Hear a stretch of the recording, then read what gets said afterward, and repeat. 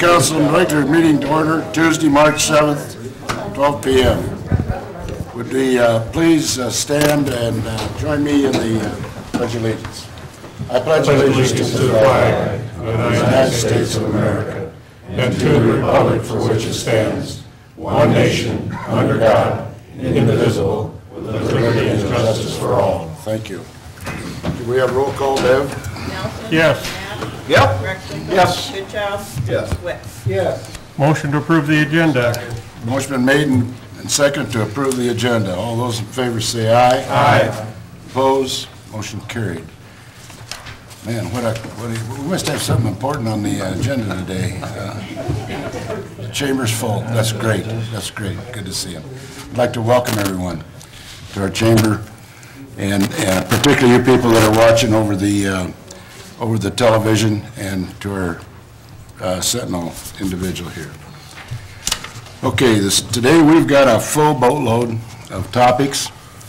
The first ones that we're going to be working with is very encouraging. It shows what people are like in town, and it shows what the city has done on. And as we get further into the agenda, I encourage all the council members to take their time and think and listen and vote the way they feel they should. First thing on the agenda is a hearing. We've got two of them. The first one is to request for rezoning Dogwood Second Edition. At its February 21st, 2017 meeting, the council set this as a date and time to hear public comment regarding the proposed zoning change of Dogwood Second Edition, lots 5, 6, and 7, from R1A, which is medium density residential district, to R2 apartment district. At its February 14th, 2017 meeting, special meeting, the Planning and Zoning Commission recommended the zoning change. At this time, I'm going to open up the hearing and ask if there's any objections or comments to the proposed zoning change. I will ask once again, are there any objections or comments to this proposed change? Gene? Good afternoon. I represent Mrs. Jane McDougall, and we are not here to object. In fact, I've had lengthy discussion with Steve Schuster last night. He's assured me and us that he is going to put some upper-end townhomes on these two lots, which makes us quite happy. The concern we had going into that point was this rezoning is a slippery slope. I trust Steve implicitly, but if, God forbid, he was run over by a bus tomorrow and Bob Smith bought those lots, they could build an apartment there. It's that caveat that we come to you to tell you we're not in objection. We have a tentative agreement to buy one of the lots, and we're going to work towards that. So we're not here to oppose it. I just want you to know that we have spoken with him, and Steve's explained what he wants to do. I believe him implicitly, and we just want to let you know that's why we're here today. Thank you. Gene, that's pretty nice of you. Thank you. Any other objections? Anything from me? Go ahead. I guess I just want to explain that, you know, we're not putting up any apartments, and I know that's a scary word and everything, but, you know, the reason we're looking to do, we want to try to get 3 units on a single lot, and if I had made the lots another 200 square foot larger, I wouldn't be here and everything because of the 4,500 square foot needed per unit. The lots, a 3-unit deal would be 13,500 square foot. The lots are 13,200 square foot, and that's, you know, 2 years ago thinking about how you want to do it and everything. But no, it would not behoove me to put apartments up there. Truly want to keep control of the lots and make sure that it's nice townhouses, condos are going up there and stuff. Thank you very kindly, Steve. We appreciate it. Is there any other questions for Steve? Anybody have any? Making a motion approving the first reading of ordinance number 939, amending zoning districts. Second. Motion made and second approving the first reading ordinance of number 939, amending zoning districts. Point, Probably close the hearing. We got to close We have first. to close the hearing. Oh, I'm sorry, yeah. At this time, if there's no other objections or concerns, I'm going to declare the hearing closed. Motion made and second approving the first reading of the ordinance 939, amending the zoning districts. Could we have roll call on that, Ben? Nelson? Yes. Goodchild? Yes. Knapp? Yes. Rex-Winkel? Yes. Wick? Yes.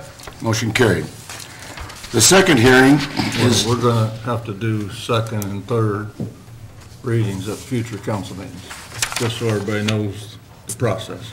oh, I see, To okay. get it adjusted, it's got to go through 3 readings, right? Unless we waive the third. Unless we waive the third, but we'll have, at least on next council meeting, we'll have it on the agenda in case anybody else has anything. That's just the proper way to do it. Okay. The next hearing is on the budget, the 2017-18 budget. At its February 21st, 2017 meeting, the council accepted the proposed fiscal year 2017-18 budget with a mill levy of $12.50, and I want to repeat that, $12.50, and established this date and time to hear public comments regarding said budget. The required notice has been published. At this time, I'm going to open up the hearing and ask if there's any written or oral objections or comments on the budget.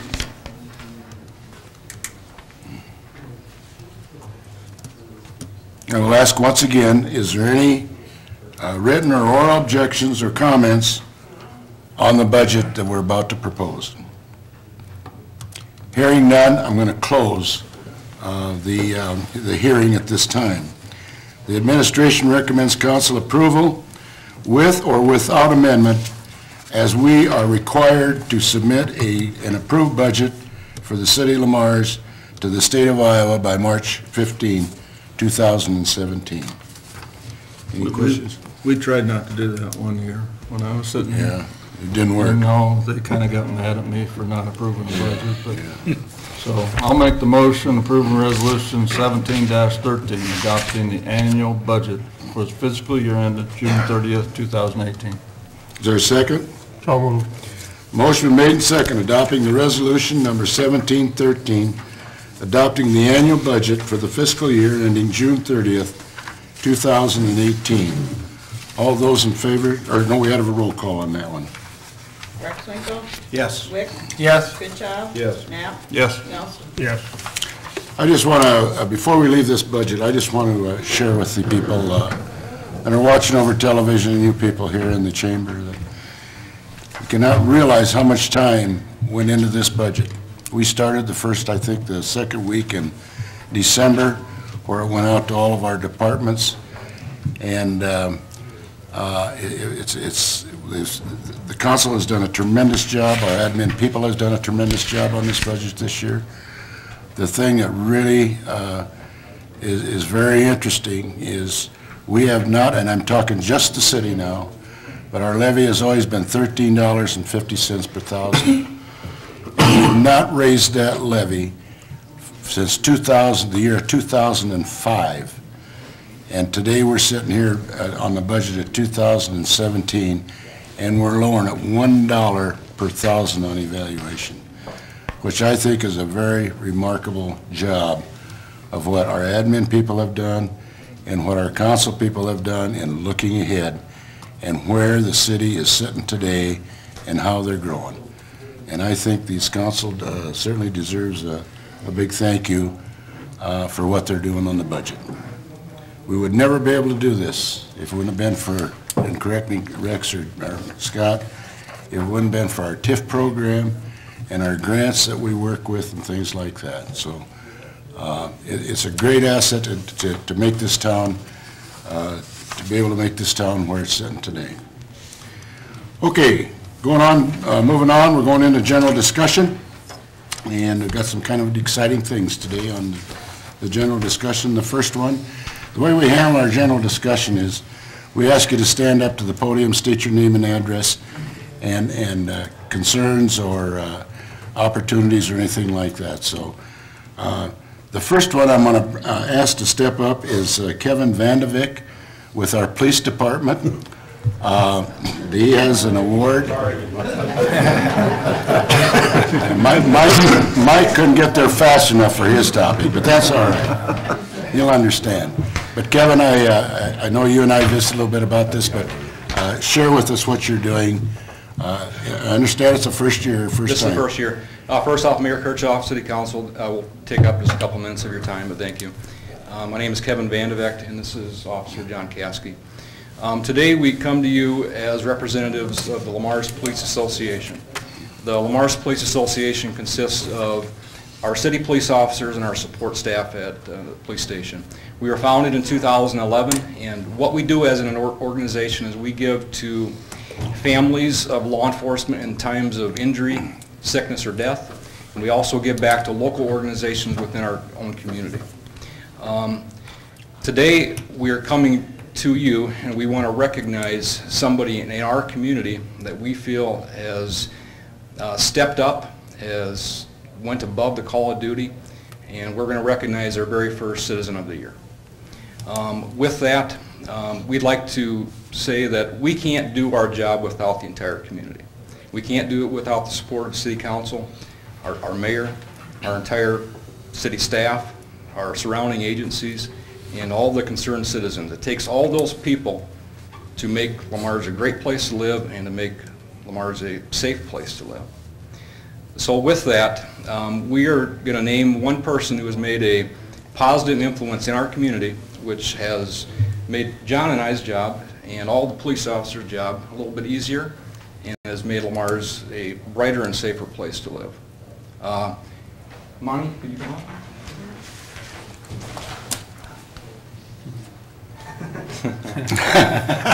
Whoa. Bonnie, we recognize that you donate a lot of time to Mars. And for those of you who don't know, Monty was instrumental in starting, and correct me on the name of this, but it's Central Junior Recycling. And you actively are involved with our youth. You're getting kids out, and that promotes wellness, team spirit, and community pride. What else that you do is you're always out on our trails, and you're maintaining and you're grooming us, and you don't get paid for that. Like, you do it on your own time. And you even find time to join our ambulance squad as an EMT, right? I understand now. So with that, we appreciate what you do, and for our first annual Citizen of the Year, we're giving you that.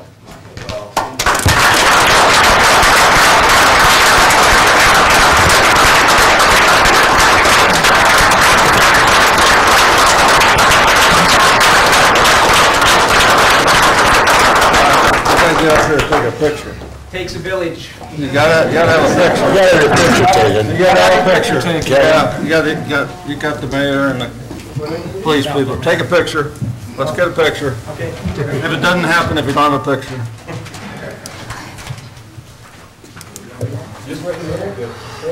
Don't feel uneasy standing between the two police officers. First time cops on both sides of you, Monty.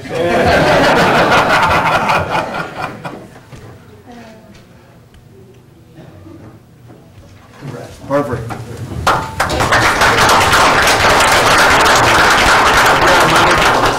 Good job. Pictures here later. That's a good thing, isn't it? We can take pictures all day long. We got a lot better things when we have pictures. Shared with you, we had some exciting things going on today. The second one I'd like to call to the podium is Mike Donlin in regard to our Le Mars Area Betterment Foundation, or better known as CB2. Good afternoon.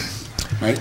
I'm Mike Donlin, the administrator at our hospital, but also the president of Le Mars Area Betterment Foundation. I've been giving periodic updates on the progress of our capital campaign work, and from time to time specific donations that I want to bring to the community's attention. So we have a little bit of both of that today.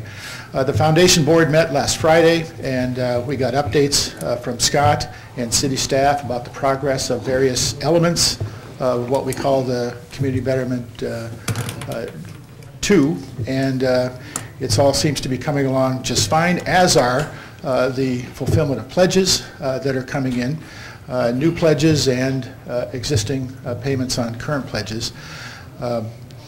The goal, initial goal, is to raise sufficient funds to achieve the match of the initial $2.5 million donation that came from Wells, and we are inching closer and closer and closer, now at 99.3% of matching that $2.5 million. So we're well into it, about $18,000 more to go.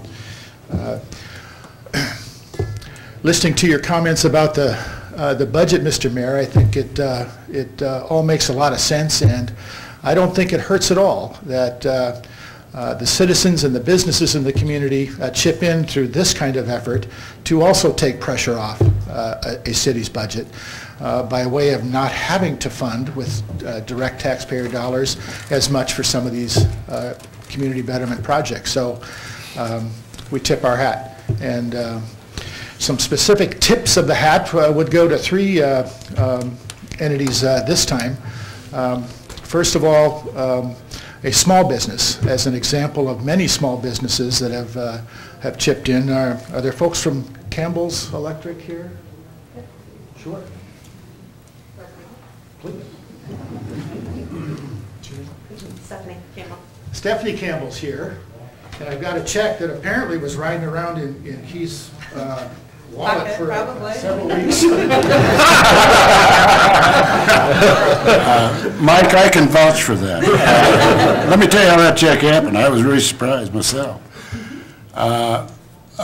Keith, is it Keith? Yes. Yeah, was working out here at our new shelter house, part of this project. And he was working out there, and the other night I went out to take a look to see how they were coming. And Keith was there all alone. I found him clear up in the attic and one of the places, and we visited about, I just told him I was there, and he said, hey, by the way, he said, you know, I got something for you.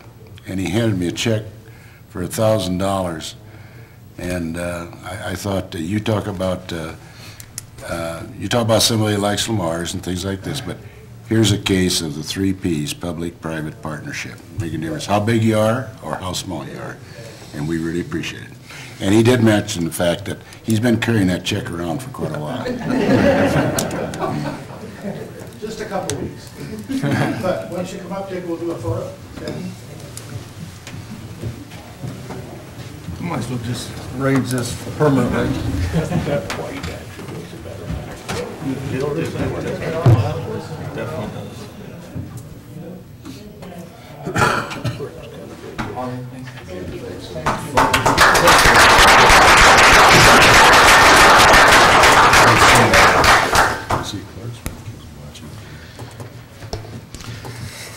I'm sure there's plenty of contractors with the city that are now taking note that you can't hide from the mayor when he's making a tour, even up in an attic. Next, as opposed to a small business, we have one of our service clubs that came forward with some support for the Lamar's Area Betterment Foundation. So we have a collection of folks from our own Kiwanis Club. Terry and others? You want to say anything? Cool.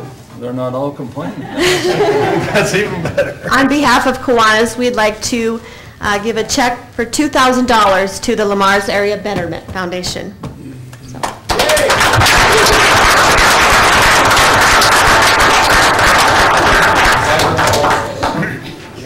John, you gotta, rise and shine. Get out there, John. Come on, John. You can get in the back row.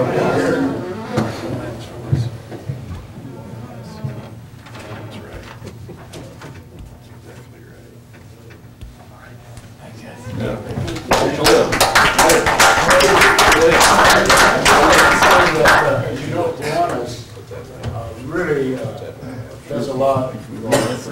Actually, they're gonna have a photo op today. This fits right into our program. We all do. Skateboards on the program. You know, if they didn't have these photo ops, well, I would have.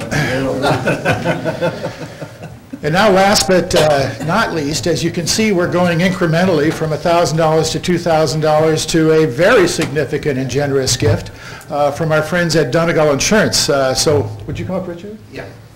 Please. Thank you. On behalf of, my name's Rick Mason. I'm the general manager of the office here in town, and on behalf of Donegal Insurance Group and all of our employees, we're really excited to be able to donate $35,000 to the community betterment project.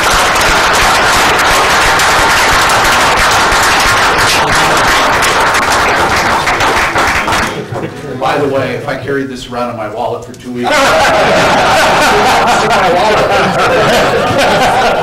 Anything else in there?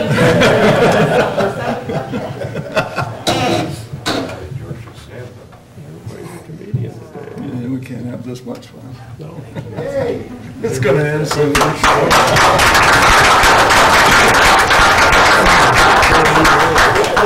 Share with you about this one. I think it's been about 6 weeks ago, the chamber had a coffee out there, did they not?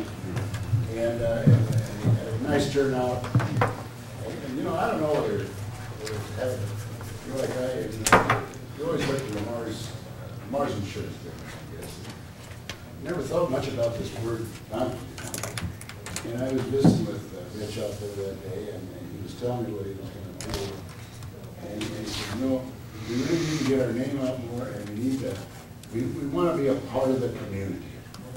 And so I suggested, you know, if you're going to be that kind to, and here's a case in point where the proof is showing $35,000. So this company really wants to be a part of our community. And again, thanks so much. We appreciate it.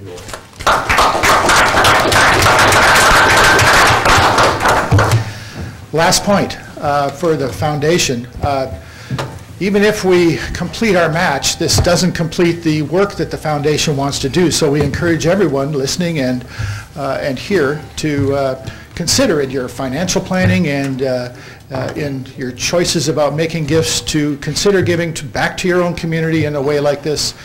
We are going to be an ongoing, self-perpetuating entity to support community projects here on into the future. So that concludes my spiel for today. Along with that, Mike, you know, our kind of a rough goal within a fairly short period of time, once we reach our $5 million, is to go for about $7 million.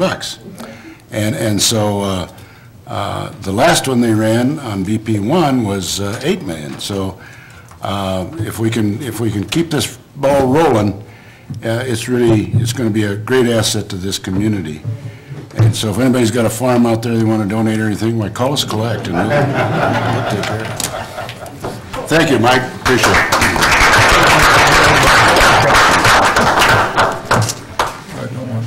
Okay, the next one is, and before you leave, everybody, you need to look at this one, because this has to do with economic development. Last week, I was honored to, on behalf of the City of Lamars, to accept an award through the Siouxland Regional Economic Development Program in Sioux City. And Lamars was rated once again. We won the award last year, and we did it again on economic development. And I'm going to ask Neil Adler, who's our Economic Development Manager, to step forward and explain this award, Neil, if you would. The trophy's right here, the plaque's right here. Sure, be happy to do that, Mr. Mayor. Site Selection Magazine is one of the more widely read publications by site selectors and CEOs of companies and entities throughout the nation. On an annual basis, they do a study nationwide of actual projects that have taken place. So we're talking about projects that poured concrete and put up buildings, created jobs. A couple of years ago, Lamars was included, Plymouth County, I should say, was included into the Siouxland MSA, or Metropolitan Statistical Area, which is part of this competition on an annual basis. So our projects for the last 2 years have been included in the reports that go back into Site Selection Magazine. Similar with this year. We had 2 projects that qualified this year. They accounted for investments of just under $60 million and created nearly 100 new jobs here in Lamar's. There were 26 overall projects throughout the Siouxland MSA this year that qualified, and we know we had other projects here, but they do have to qualify under certain criteria. So as the mayor said, once again this year for Tier 3, which is what the MSA, Siouxland MSA fits into, a population base of 50,000 to 200,000, Siouxland MSA came out #1 nationwide for the number of new economic development projects. I think it speaks loudly of this area.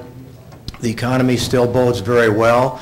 We are of interest to investors, obviously, and I think what's really key is the fact that we continue to have repeat investors or reinvestors into this area, which to me is not just a nod to the entities that work for economic development, such as the Lamar's Business Initiative Corporation, but it also speaks loudly and is a round of applause to our elected officials for making this area business friendly. So I want to thank you for your support and assistance, and kudos to everybody that's worked towards economic development in the Lamar's area. Thank you, Neil. We can be very proud of Lamar's from the standpoint of the type of industries got in here and the quality of our industry base, particularly on the economic development side. It's not easy. Okay, moving on. We're done with the exciting stuff now, so the next one is Citizens. the Thumbs Up Award. Citizens for. Or citizens, yeah. John, you have anything? Thumbs up to everyone who has donated to the Lamar's Area Betterment Foundation today and in the past, and hope we continue. I just thumbs up to the various constituents who have voiced their concerns over items we're going to be discussing later today. I appreciated the concern and interest and how they're presented to me as the youngest up here. I appreciate everybody's input, and it was all taken into consideration. Thank you. Rex? Nothing, sorry. Ken? Thank you. Before I close off on the citizens, does anybody else in the audience or in the chamber have a discussion on the general discussion program? If not, I didn't mean to overlook that. Okay, moving on to the consent items. Today we've got 5 of them. The first one is approval of the February 21st, 2017 regular meeting minutes. Number 2 is a list of bills for the period ending 2/28/17. Number 3 is the renewal of the liquor license and beer permit, which is Kimes, Lamar's Country Store, and Walmart. Number 4 is a community Easter egg hunt. And number 5 is a grant easement, the Lamar's Municipal Airport. And all items that are listed under the consent agenda will be enacted by one motion. There'll be no separate discussion on those unless a request is made prior to the time the council votes on the motion. So at this time, I ask any council member if they have anything they want to pull. Motion to approve consent items 1 through 5. Second. Motion been made and second to approve the items 1 through 5. Could we have a roll call on that, Bev? Knapp? Yep. Goodchild? Yes. Rexwinkle? Yes. Nelson? Yes. Wick? Yes. Motion carried. Didn't give Clark much time to take one off, did he? I was shooting for the Easter egg. Okay. Action items, moving on to E, action items. The first one is the assistant request, Deluxury Real Estate LLC. Deluxury Real Estate LLC is proposing construction of a multi-story family housing in Lamar's, Iowa. Deluxury Real Estate LLC is pursuing financial assistance for a portion of the costs of this project, and as such is requesting approval from the City of Lamar's to submit application to the Iowa Economic Development Authority for funding through the Workforce Housing Tax Incentive Program. The LBIC is recommending City fulfill the local match, which is 100% exemption of taxes on a new construction for the first 7 years. The financial impact is this represents a pass-through grant only, and the estimated tax exemption, I say estimated, tax exemption amount of $418,755 over the 7-year period. So, questions, I guess, from council members or anybody that has any questions? Yeah, Neil, go ahead. Well, if I could, Mr. Mayor, I just want to make a couple comments just to make sure that we're all on the same page here. What you have before you is a resolution, which is a piece of the application that goes into the state of Iowa. Several years ago, the state of Iowa, recognizing the housing needs across the state, developed this program, and it's been very effective. So effective that the funds set aside $20 million a year each year.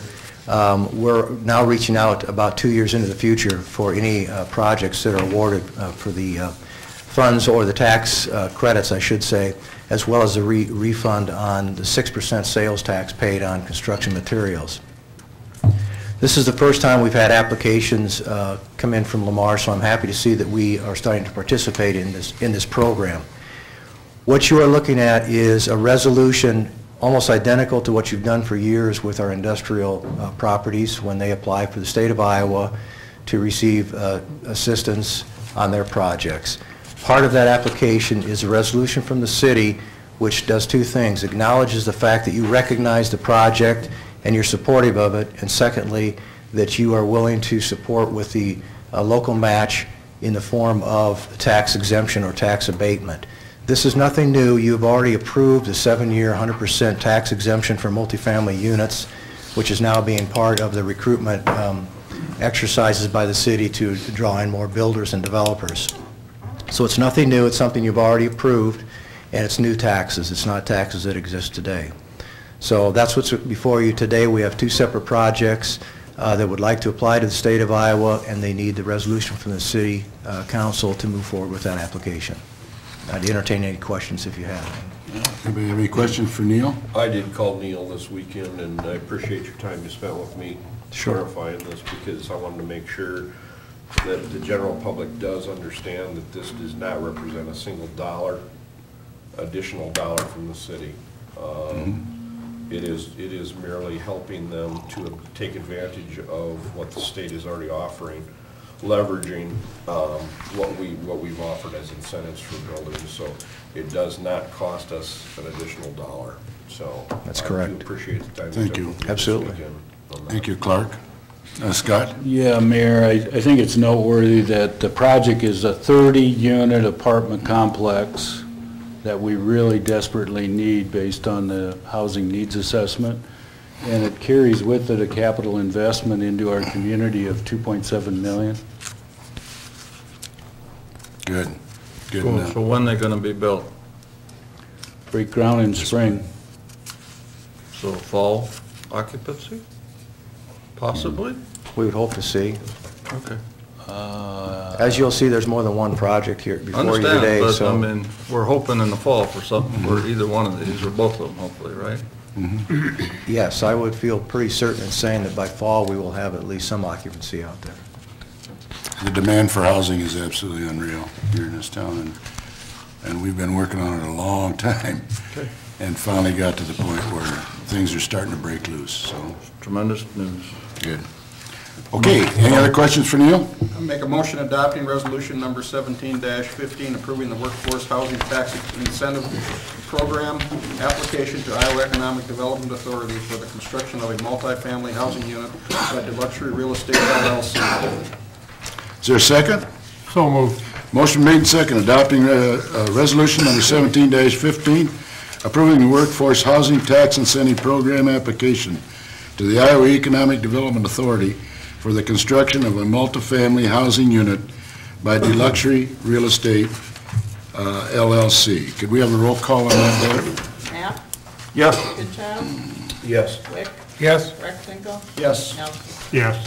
Thank you. Motion passed. The second one is assistant request by Morrow Lynn Properties LLC. Morrow Lynn Properties LLC is proposing construction of a multifamily housing in Lamars, Iowa. Morrow Lynn Properties LLC is pursuing financial assistance for the portion of the cost of this project, and as such is requesting approval from the City of Lamars to submit application to to the Iowa Economic Development Authority for funding through the Workforce Housing Incentive Program. Again, the LBIC is recommending city fulfill the local match, which is 100% exemption on taxes on the new construction of the first 7 years. Financial impact is this represents a pass-through grant only, and the estimate, and I repeat estimate, tax exemption in the amount of about $200,072 over the 7-year period, same program as you just passed. Any questions? I'd entertain a motion.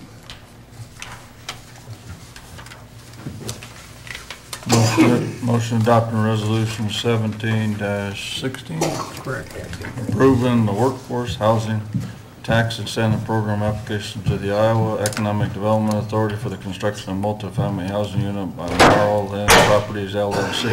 Second. Motion made and second. Adopting resolution number 17-16, approving the workforce housing tax incentive program application to the Iowa Economic Development Authority for the construction of a multifamily housing unit by Laurel Land Properties LLC. Can we have a roll call on that, Bev? Rexbro. Yes. Nelson. Yes. Knapp. Yes. Wick. Yes. They walked out. He said yes? Yeah. Okay, You know, that estimated tax is going to keep going down when we lower the mill levy. that's right. The estimated tax is based on 13.5, so immediately starting July 1, that will go down. See? Good for everyone. Just thought we should throw that in there. In keeping with my comment from the previous one, this is 18 units, $1,290,000, a capital investment into Lamar's. Good move. So that's Thank you, 4 Scott. million on 48 units. We're off and rolling. You got that, Danny? $4 million invested on 48 units.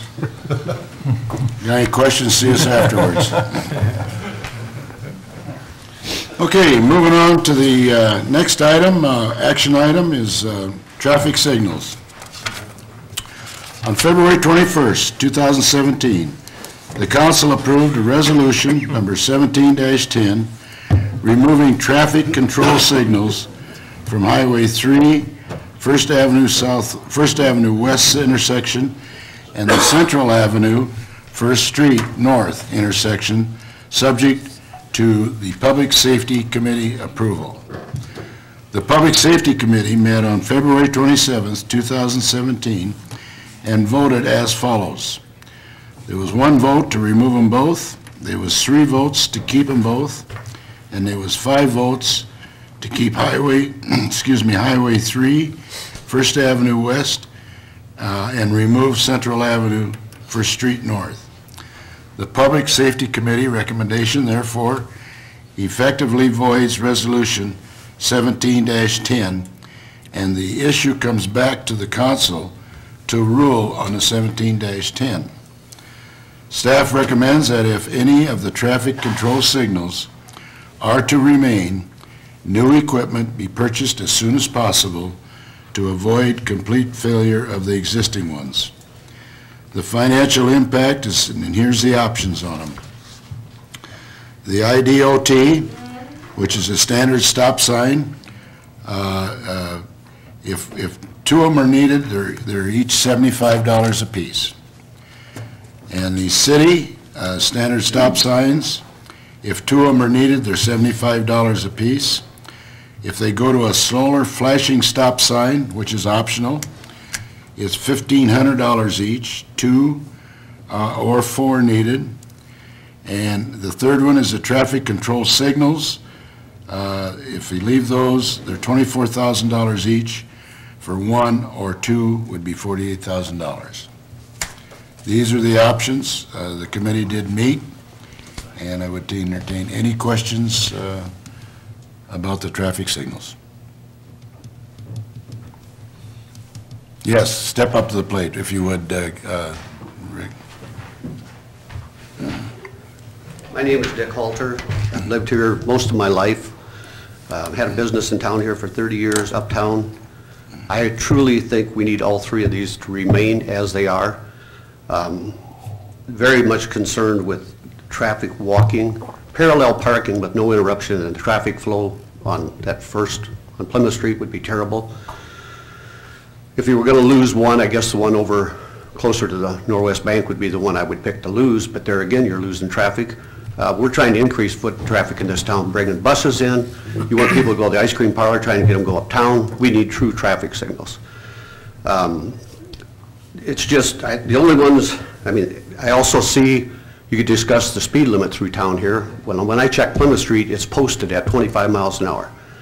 I talked to a retired highway patrolman, he said the posted speed limit is the speed limit. So we can go 25 miles an hour through this town, even though the business district normally is recommended for 20 miles an hour. Is that correct? That is correct. Okay. I just want to clarify that also. Taking these lights out has got to cause accidents. I don't see how it cannot. The only ones I can see could actually be here wanting to benefit or could benefit out of this is going to be the hospitals and the funeral homes, because it's going to be a happening, and $75,000 for 3 lights, I think is minimal investment from this city. I appreciate your listening to me, and I just hope they take that into consideration. Thank you. Thank you, Dick, for your comments and your feelings. We better make it clear that the proposal is not to get rid of Central Avenue and Highway 3. He mentioned 3 lights. We're not talking about Central Avenue and Highway 3. We're to keep all 3. Thank you, Jason, for clearing that up. Are there any other comments from the chamber regarding the stoplight program? Council members? You know, there's a lot of, not only car and truck traffic, but there's a lot of pedestrian traffic, and the people are walking across at mid-block, whether it's legal or not. It happens. We have a lot of visitors downtown here, and I think we need to make it as easy as possible for people to cross streets. Therefore, I am supporting keeping both sets of traffic lights, the one at the Central and First Street North, and also the one at Plymouth and First Avenue West. Any other comments? And I would agree that the discussions that I'd had with people is the one on the highway, it's vision, traffic coming on the highway and approaching the stop signs, if they were there. And then the one downtown would be pedestrian traffic to and from the ice cream parlor, up and down Main Street. And I think both are very viable concerns by our citizens. I've probably had at least a dozen comments on this, and without exception, they all support keeping them, so I think it's probably the wisest way to go. Any other comments? I'd make a motion. Okay. I'd make a motion adopting an amended resolution number 17- to not remove the traffic control signals from Central Avenue and First Street North intersection, and not to remove the traffic control signals at the intersection of Central Avenue and First Street North. Is there a second? I'll second that. Can we add we're purchasing the stuff to fix them now? I have a question on that. What's the thought there? The thought that now is that it's 10 years old, and the thought when the one on Central and Plymouth went down, it took us over 2 months to get parts to even put it back in action. If we think we really need these stoplights, we shouldn't just let them go fail and then be out of commission for 2 months. Can I get a little education here, Scott? And Scott, what goes bad? Timers, timer mechanism, what goes bad? Command module? Well, I think Scott reported that to you, that the equipment, I think, was installed in 1991.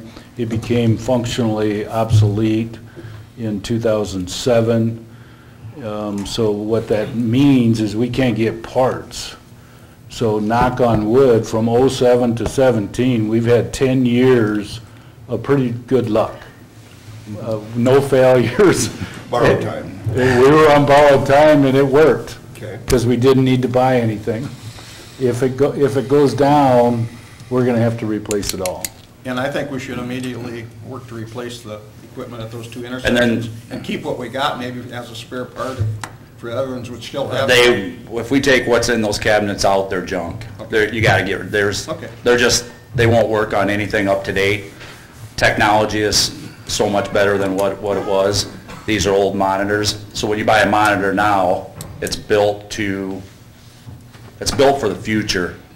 These here are not built for the future, they're not built for the cameras if something would ever change, it's just, and like I said, it's been since 1991 when you bought these, but yeah, you're looking, and then all the LEDs, I think we replaced those about 13 years ago.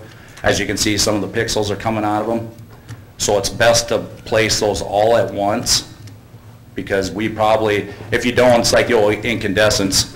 We're down here every other week replacing the light. We put all the LEDs in one time, we won't touch them for 13 years. So it's really cost effective.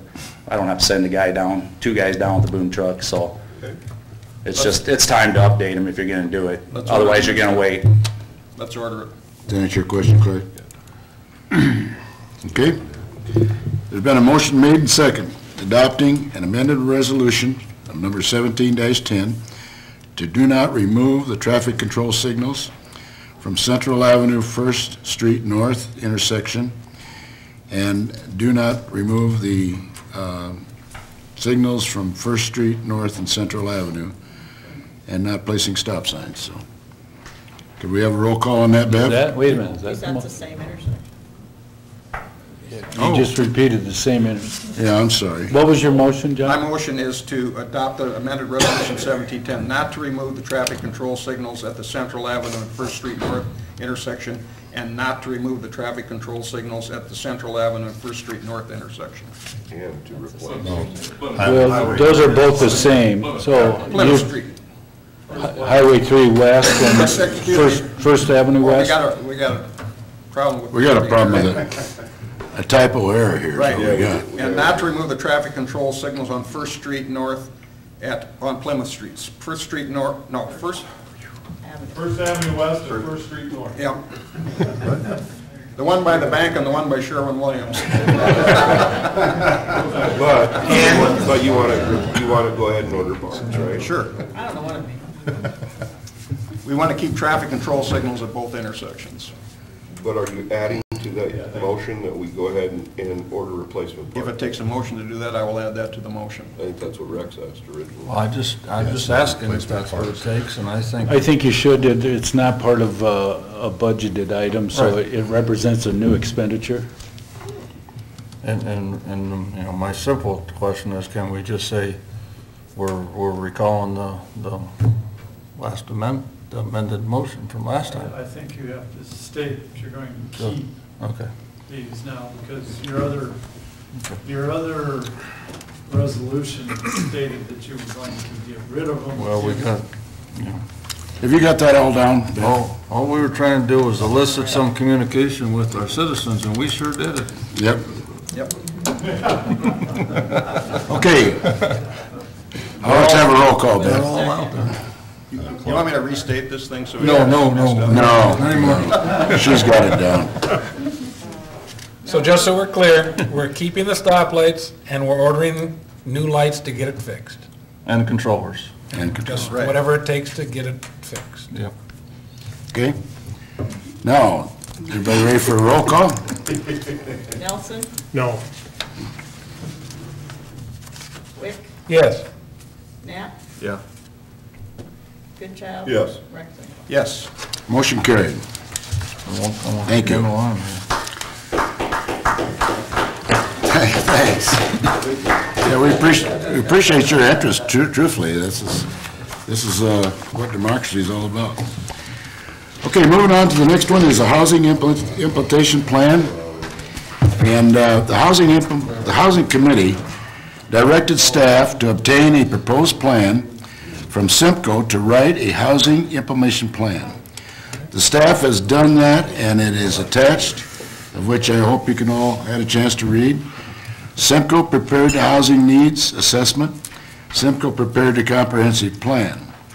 The Housing Committee was polled and does support proceeding with Simco proposal. The city administration recommends council contract with Simco to prepare the housing implementation plan. The financial impact is Simco's cost of this service is $5,100. Simco also is offering a discount for the previously collected data of $1,020. So the housing need assessment and comprehensive plan, the net total cost would be $4,080. recommended to fund economic development fund balance. Gabriel, can you tell us what this is about? My name is Gabriel Apia, and I'm not a lead planner in this project, but I think maybe I can say something about it. So basically, what this is going to look at is going to take the housing study that was done in 2015 and trying to come out with some strategies that can be implemented or that can be used to apply some of the things that, some of the findings that the housing study identified in the city. So the implementation strategy or the plan will kind of bring out maybe like a procedure on how maybe the city can achieve some of the recommendations that the 2015 housing study presented to the city. Yeah. Questions? Gabriel? Motion to approve. Wait, how does this differ from our comprehensive? I know it's different from the comprehensive plan, and I know that the city has said that we're short of housing, which is true, but I'm still not clear what you're going to give me for $4,000. Okay, so with the housing implementation plan, I think we are going to look at some of the things that the city can do. So specifically, it's different from the comprehensive plan, yeah, because this one is more directed towards housing. So I think one of the things that we can, I can think of is some of the resources that maybe the city can tap in to implement the housing strategies identified in the housing study of 2015. We can also look at some of the programs the city can implement. When you go to some cities, they have some programs like maybe incentive programs that the city, and what we are going to do is like we are going to come out with like implementation timelines that the city can adapt to implement those findings identified in the 2015 housing study. In the 2015 housing study, what it did was it just identified the issues. I get that. I honestly fully get that. But I guess when we're offering, and this is just in the past couple of years, we offer 7 years property tax, free property taxes for 7 years for multi-dwellings. We offer $75,000 for new construction. I'm just not sure what more we can do to offer incentives. I guess I'm a little bit lost as to exactly. Yeah, I think, well, from my understanding. Go ahead, Scott, if you want, or Gabriel, I don't care. I'm unsure what service we're getting for our money here. Okay, well, I'd first direct your attention to page 2 of the proposal. So if you flip open to that, that kind of lays out the planning process and the outline of the plan. So the plan would address what's currently happening for residential development, then what's going to happen, and the key word there is under the outline sub 4, a housing action plan. It's going to list the actions that need to be taken in order to achieve it. So I think that gets right to the heart of what you're asking. What action are we going to do as a community to get people to build the full cross-section of housing that we need? What you just approved already on the agenda were 2 multiple family units, an 18-plex and a 30-plex. Things don't stop there. We need to have an action plan where single-family, 2-family, 3-family, other types of multifamily, where downtown second story comes into play, et cetera, and how those incentives influence each and every one of those. I don't know that there's any parties in the room from the housing committee, but the housing committee has been meeting since last fall, and they were going to draft this but let's face it, they're a group of volunteers, and the volunteers made recommendation to the staff to get Simcoe to propose this so that it could be drafted in more of a hurried-up fashion than what a group of volunteers could do. I get that. My hesitation, and then I'll just stop, is that you can't create affordable housing. That's why K&S Addition was sold to us. And that's fine, K&S is building, I'm not arguing that one bit, but I am going to tell you that there is not a single home built in K&S Addition that falls into any lender in this town's category of affordable housing. Affordable housing is not something you create. Affordable housing is something that evolves out of upgrading to bigger houses, newer houses on the golf course, which frees up a $200,000 house, which frees up that $100,000 house, which is affordable housing. I feel that this city has gone way over and above with the tax incentives we offer, and we're trying to fix a problem that government can't fix. We can't create affordable housing. So that's just my comments. No big deal. With utter due respect, I disagree. Okay. Clark, because we have already met with and intend to continue to follow through with what our neighbors to the north have done, and that is, believe it or not, there's a government program on tax credits that does get right to the heart of affordable housing. They're for rent, they're single family, they're owned, operated, maintained by the party, and I'm not speaking from hype. They're built in a 5-state region, Iowa, Nebraska, Kansas, Missouri, and South Dakota. And this group is one component of the group is out of Lincoln, and the other component is out of Des Moines, is who did the one in Orange City. And they've already got them built. They are below market rents, and it's for families that have to meet income guidelines, and those are the ones that are owned, operated, and maintained by this party. So they don't just come in and build them, they come in and build them and own them and rent them and continue to maintain them.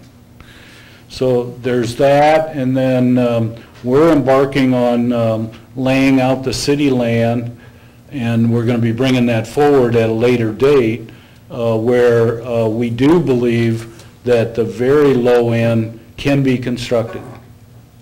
And we've talked to 3 contractors that are very interested in building them. And so this implement, it's good to have studies. But all too often, cities across the nation study, they create a report, they throw it on the top shelf, and it never gets looked at again. Excuse me, did not that happen to this city with McClure Engineering back years ago? Yes. And nothing got done, did it? What this implementation plan would be is a smaller document than the housing needs assessment, certainly smaller in concept and in volume of the comp plan, and it would put action steps out there so that city can work with private sector on Dick's triple Ps and get it accomplished. Forget studies. This is an action plan to make it happen. And so I think it's necessary.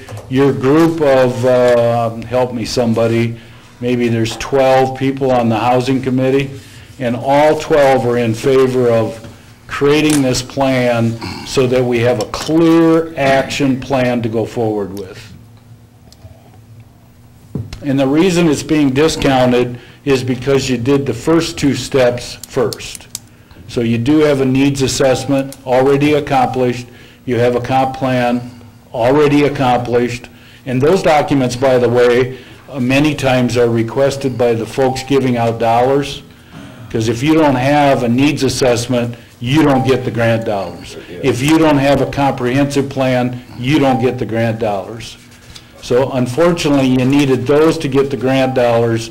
This is for our own use here in Lamar's to make it happen. No question about anything you said there, except that the one thing that I'd say is that you take your Jerry Kurth, your Tom Kurth, your Roger Athens, Jerry Reardon, John Grossenheider, people like that step forward and put in a development that is aimed at a lower dollar purchase price home. What's stopping this group from Orange City from doing it right now with us?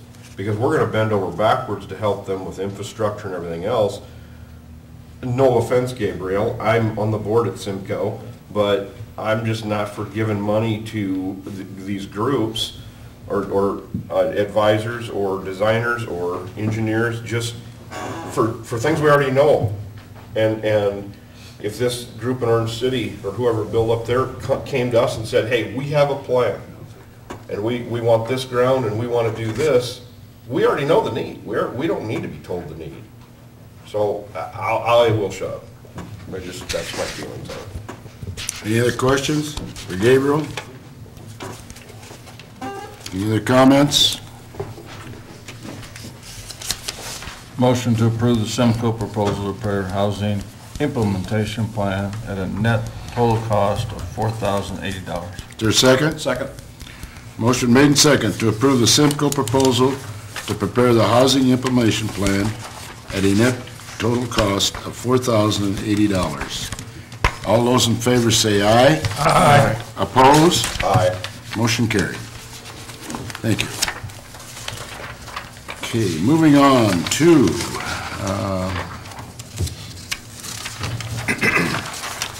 the next topic, which is the hotel motel funding policy. I wasn't here last month, but as I understand it, this was brought up. Let me make it perfectly clear, first of all.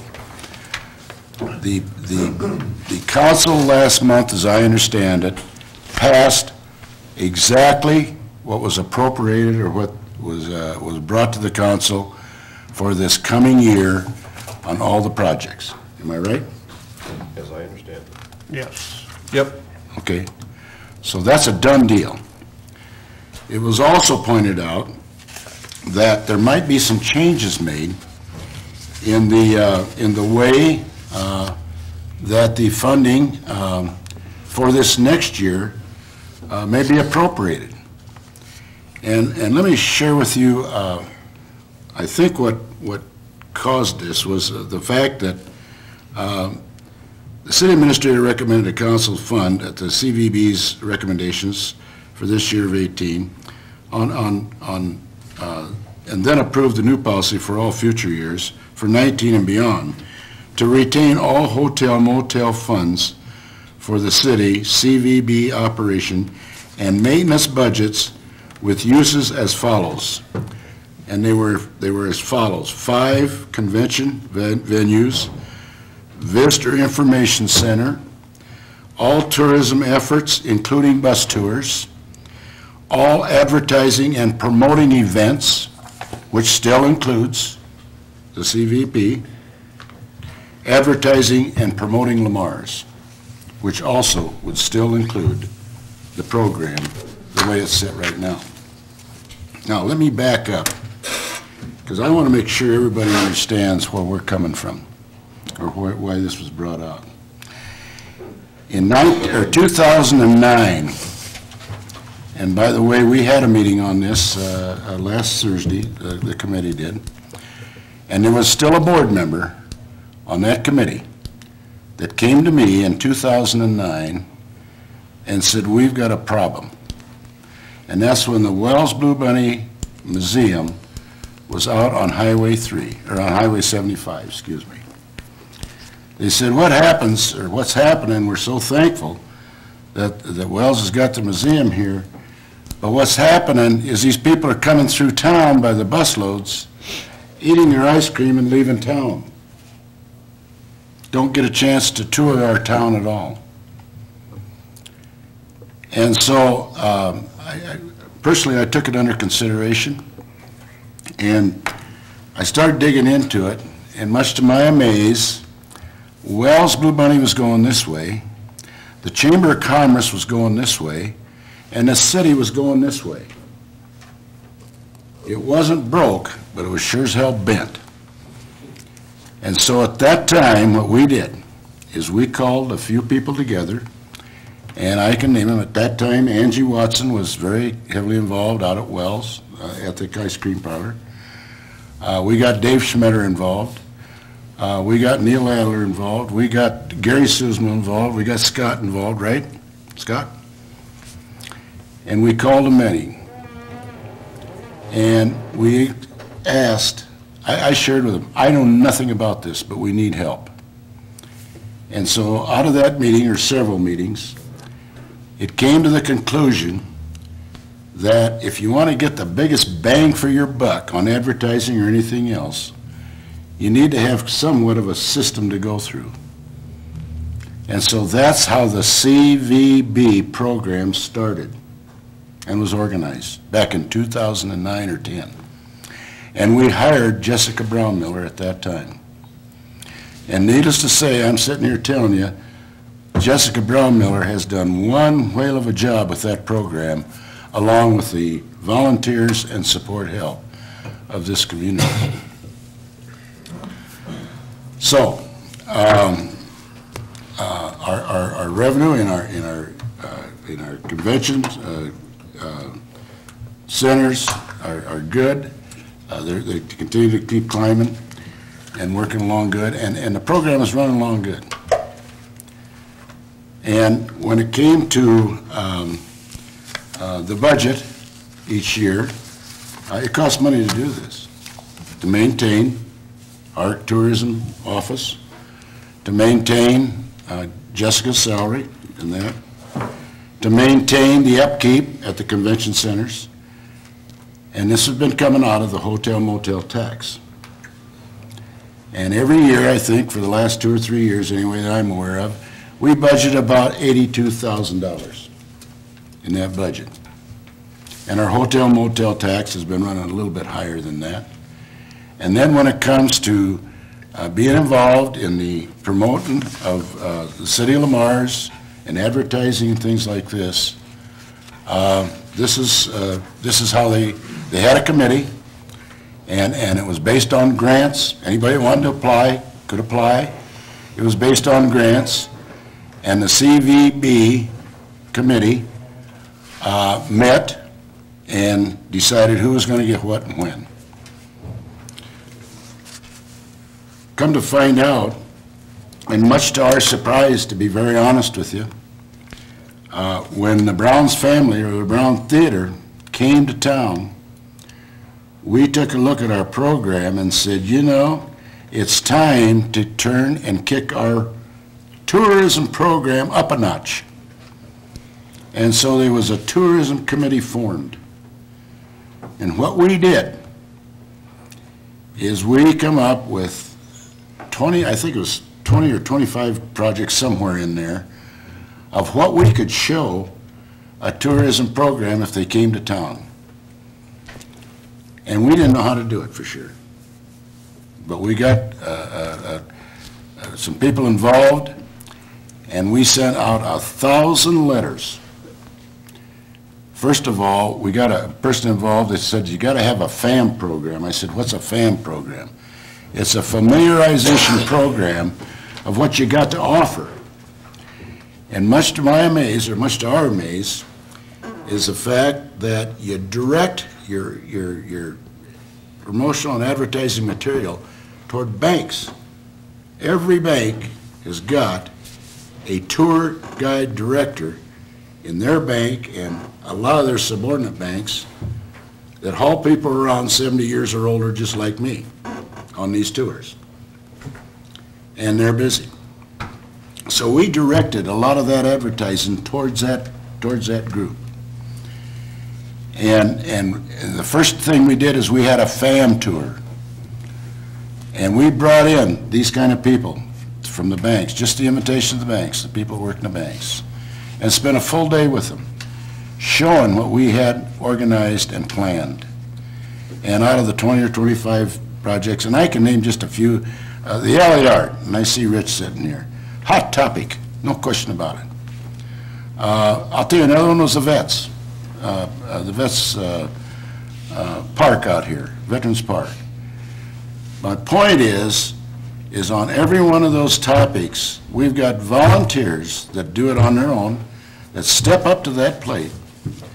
And when that bus comes into town, it's well organized as far as time, and the Brown Theater is involved in it, and the show and everything, the ice cream parlor, the habitué, even the dairy out here at the dairy farm. And when that bus hits town, it's well organized from the time of the town, or the time it hits, and it's well organized to where we go when and where, and it's working. We started that program, or kicked it up a notch, in July. And I want to share the results with you. And this is not the Brown side alone. I mean, they're separate from the standpoint they're involved in it, but they have their own buses that are coming in. But from July 1st through December, we had 15 bus tours from all over the country. Minnesota, South Dakota, Nebraska, North Dakota, and all over. And those 15 buses represented 725 people on those buses. And the revenue that we brought in, or that came into this town in those 6 months on our tourism program, was $52,824. And I just share with you how the program was originally set, where we're at today, and what we're looking at. And by the way, our good friendly Brown people here in this town, thanks to deciding to move to Lamar's and making home, Michaela and Shelley, they had 32 buses alone. Our goal this next year is 100 buses, and I think it can be reached because it's organized and we're set up and we know what we're doing. But we also got to look at one thing.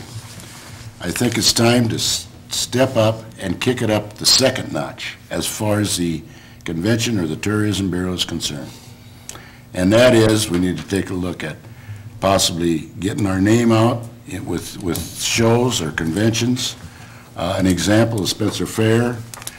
And if we're going to do this, we're going to need equipment. And on top of that, to be very honest with you, there's a possibility, we don't know at this time, but there's a possibility that we may need a part-time person to organize the help with Jessica because of her load. And so this is what we're looking at.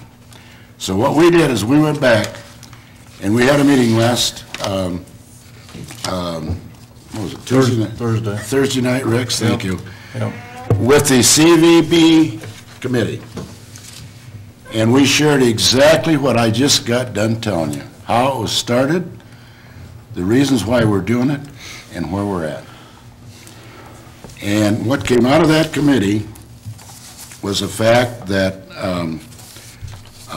we're looking at changing the system as far as the advertising and promotion of the monies that are appropriated. And let me share with you why we're looking at that. And we have no idea sitting here today what that figure will be. But in the past, what you had to do was when an organization came to the CVB, it was a grant, and they had to write a grant, and then the committee went through that grant and decided that how much money they were going to get out of this pot. It was a detailed. It was very detailed. Grant. Very detailed. Sometimes 10 to 20 pages per organization. Exactly. So basically, what we kind of said is that we're going to go grant light. It's going to be still a grant process, but a couple pages. One if we can get by. One if we can get by, but I'm guessing two, so that people can still apply. Yep. They're still gonna come to these boards. We're gonna be still an incubator. We're still gonna give out money in a grant process. But for some of the ones that are necessary and required items in the city, i.e. Ice Cream Days Parade, they don't have to keep applying every year to get the same amount of money because we're gonna fund them anyway. So we're gonna line item those. So we're just gonna say those are fine.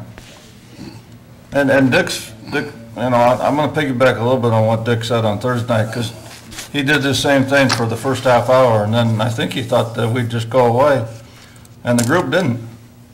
The committee is a very strong committee that thinks they're doing a pretty good job, so they decided that they would like to merge with the tourism board and make it both stronger for both of them. You're gonna have to live to put up with us a little bit. CVP's got its own reputation, but you can do that. But I think the thing that is encouraging about it is we're not gonna dismiss the $1,000 or the $2,000 applications that we got in the past. We're still gonna look at them and consider them. But if we have 100 buses, we're gonna need some help for Jessica. Because Dick can only write about 50 in a year. That's right, I'm getting older. You know. You get it right on the head. And, you know, we do also think, as a CVP board, that all these organizations, if we're bringing in the buses, that really is the intent of CVP/tourism. And we get our name first because we've been here the longest, so that's why tourism gets second fiddle to see. We did this, Scott, this, right? This happened that night, didn't it? The name and everything. Oh, absolutely. Yeah, I mean, this is not easy stuff. I mean, we got really strong people on that committee. You can write it on a bathroom wall. That meeting lasts a long time. And they wanted their say-so. That's right, and I respect that. And I think it's good from both perspectives. I think we're gonna still allow some of the people that have contacted me, well, the grants can't go away. Well, no, the 20-page grant application for $400, maybe it should go away. But those people can still apply on a one-page, two-page form. We're still gonna consider them in the same time frame. We're gonna consider them as a joint with the tourism board. So really what's gonna happen is what we have growing the hotel motel money is gonna allow us to do the Spencer Fair, allow us to buy some promotional material, allow us to potentially buy some advertising. Advertising's not cheap. And to buy brochures is just, it's real. And to buy some part-time help so that we can make sure we don't miss something that we're missing.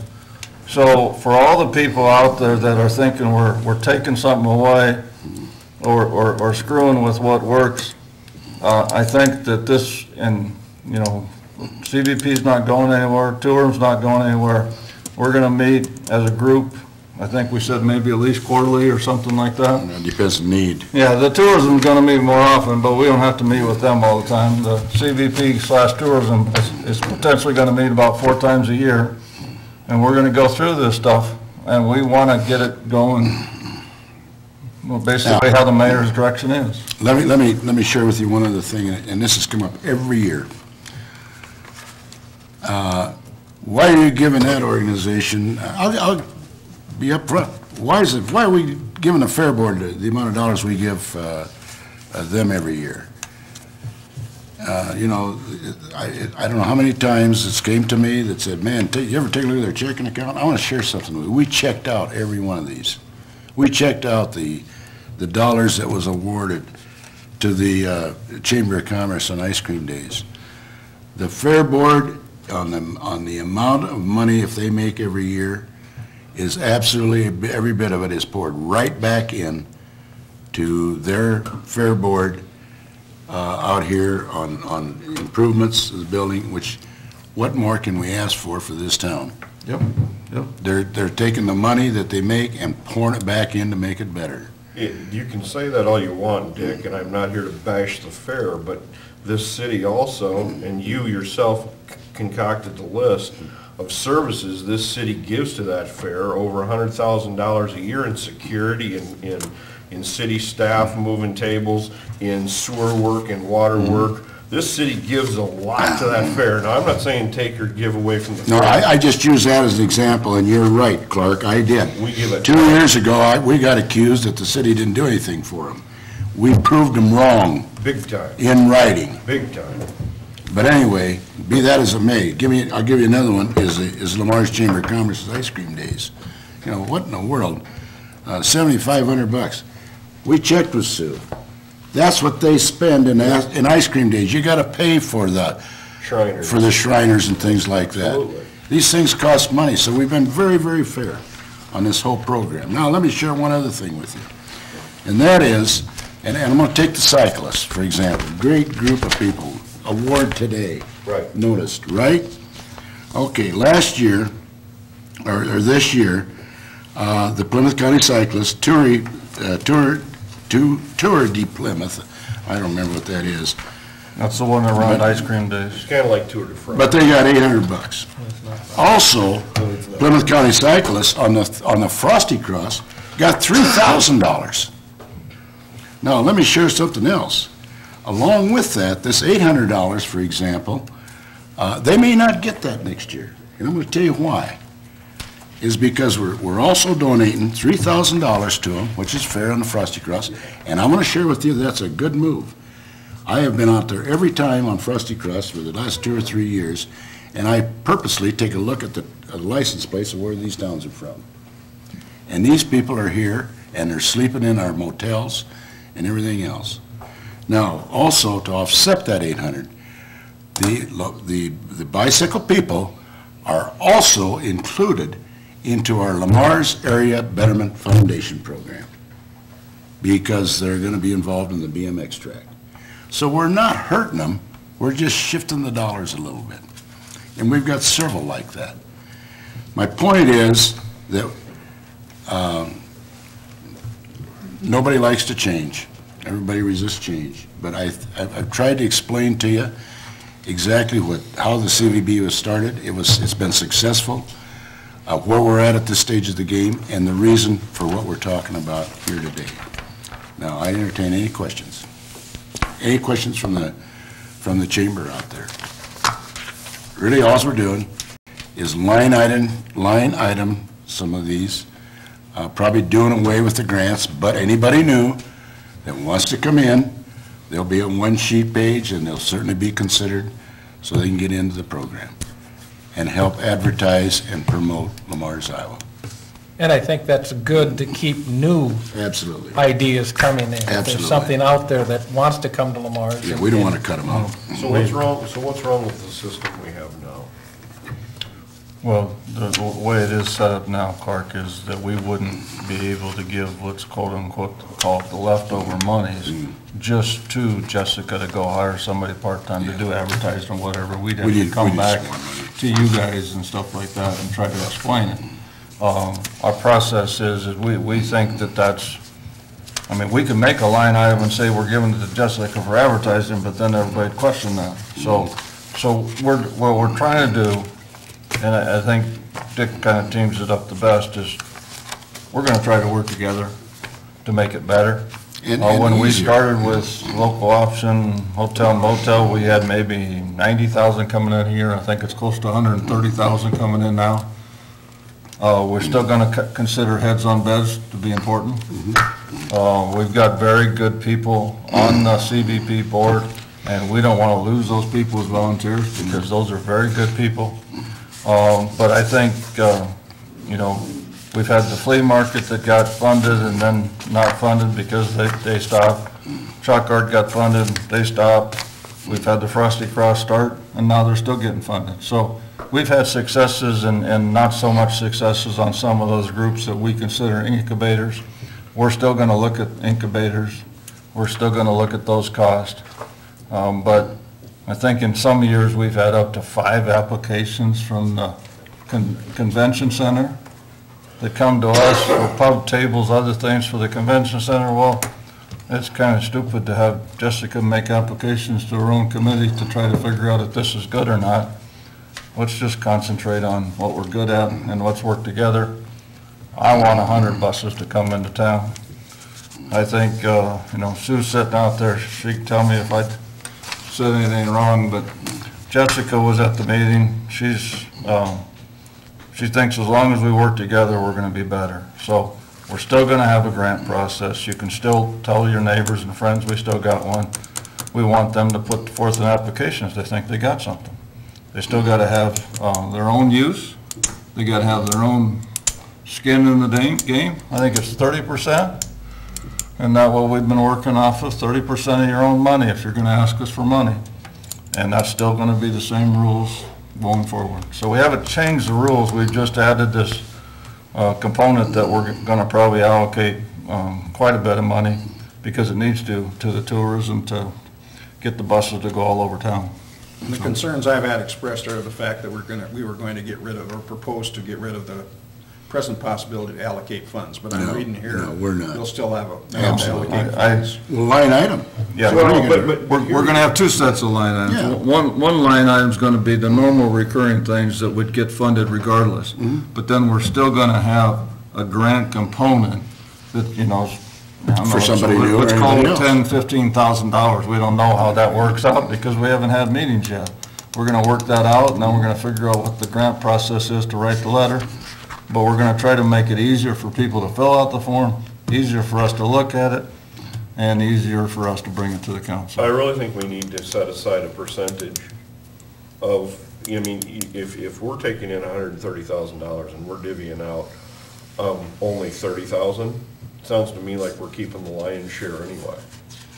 So I don't think that's at 130, Clark. Well, he just said. I know he did, but I don't think it's there. Okay, the second thing is, I'm gonna go back to why do we pick and choose different things? Why don't we throw everybody except ice cream days into the pool and make them apply annually? Instead of why, we pick and choose who we fund. We fund, historical preservation, we fund museum every year. It's on the budget. We fund, quite frankly, fireworks is in there. With the community band, rather than take those dollars and say everybody has to keep coming back and justifying it, rather than just except for ice cream days. I'm gonna hold that one by itself. But the other thing that I'd like to say is, I'm kind of against this, because I'd like to say a minimum, and that is whether it be 20%, 30%, 40% is open for independent community fundraisers. Dick, you just talked about Frosty Cross and counting the license plates, 7, 8, 10 different states out there. That tells me they should keep getting the money. They should keep getting it. That's our point. But they apply, and we're saying that. Yeah, Clark, we got a group on there that they're fair. That I would tell you, Very fair may be the nice word. They got these numbers from the Fair Board. They got these numbers from Faster Cost. We've gone at different groups and tried to make sure that even the ice cream days is actually spending that money for White Horse Patrol and stuff like that. We did that. We got a whole lot more information than I think anybody knows from that group. And I don't think that group's gonna let the money slip away. That's why they wanna be involved. If they did, they could've walked away on Thursday night. That's right. And they battled the mayor a little bit longer than I think he wanted to about, this is a group deal. We're gonna work on it together, and we're gonna do it for the best of Lamar's. So, well, we'll come back. If you want us to come back with certain percentages, we can. But the fact of the matter is, I think we're gonna work together. I think it's gonna work for the better good of everybody. The committee, whether the CVB or tourism, if we're combining them, and they have got to have some authority or flexibility to work through this. The city council has always been a policy board, and I think that's what we need to get back to. Obviously, this group knows what they want to do on tourism. As a council, we just set the policy.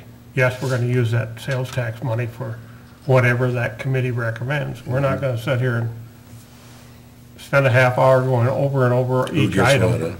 And we think you're making a mistake, somebody will probably mention it at some point. You're asking us to agree with the policy. Well, that, you know, that, and the reasons why, Ken. That's the thing. I understand that. I wanted to make sure that everybody understood where this whole program started back in 2009, and how it started, and it's been successful, and now we're asking to just make a little change to it, and for the reasons why. And we showed you the accountability on it, of what it's brought into the city, the $52,000. So. And we're saying that the CVP's not going away. No, that's not going to go away. They're not going away. Heavens no. They're not going away, and I don't. We shared every one of those committee members, anybody that wants to be on the. Yeah, and if you want to apply to be on the CVP, we take applications too, right? On what? We could take applications for new people to be on CVP. I think we've had some of those people Absolutely. quite a while. Absolutely. I mean, you realize that we've had people on there for 7, 8 years now, Mayor. Yep. And different people. Yep. And we meet 8, 9 times a year. And I'll tell you what, hours, and they all show up. And I'll tell you Every what it day. means to them. And it happened to me just 2 weeks ago. I'm sitting in Texas, in a place, and a couple from Lamar's, 2 couples from Lamar's. My phone rang, and I didn't know they were down there. And they said, "What are you doing?" And I said, "We're just sitting here having a little beverage." And they come back and said, "Well, can we get together?" And so we did. The 6 of us got together. And during the conversations, this topic came up. And I'm going to tell you what they said. They said, if that committee eliminates the advertising and promotional dollars and goes to the tourism program, you're going to lose a bunch of volunteers in that town. And you know what? They were probably right. But that isn't the purpose of it. We want our volunteers to keep doing what we're doing because it's working. And I finally said, "Hey, come in and talk to us a couple of weeks and we'll figure it out." If it's working, why are we wanting to change it? Because I told you why. We need more money, Mark. Yeah, and we just lowered the levy by a whole $1. Yeah. And I'm starting to think that maybe what we should do is create a new department, not lower the levy. Oh, Jesus, we don't need more departments. You know what? The people voted for a hotel motel tax. You know what? Just vote on it. Just vote on it. Okay. Motion approving the Convention Visitors Bureau. Could we stop for a second? Tourism. Would you mind reading the? Excuse me. Reading the resolution out loud so people can hear it? I don't think you've done that, have you? Oh, you mean this year? What the board is recommending. Oh, yeah. Thank you. That is, excuse me, thank you to make sure everybody's on the same page. At its February 21st, 2017 meeting, the council directed the Convention and Visitors Bureau Advisory Board to establish a new policy for future use of hotel and motel funds.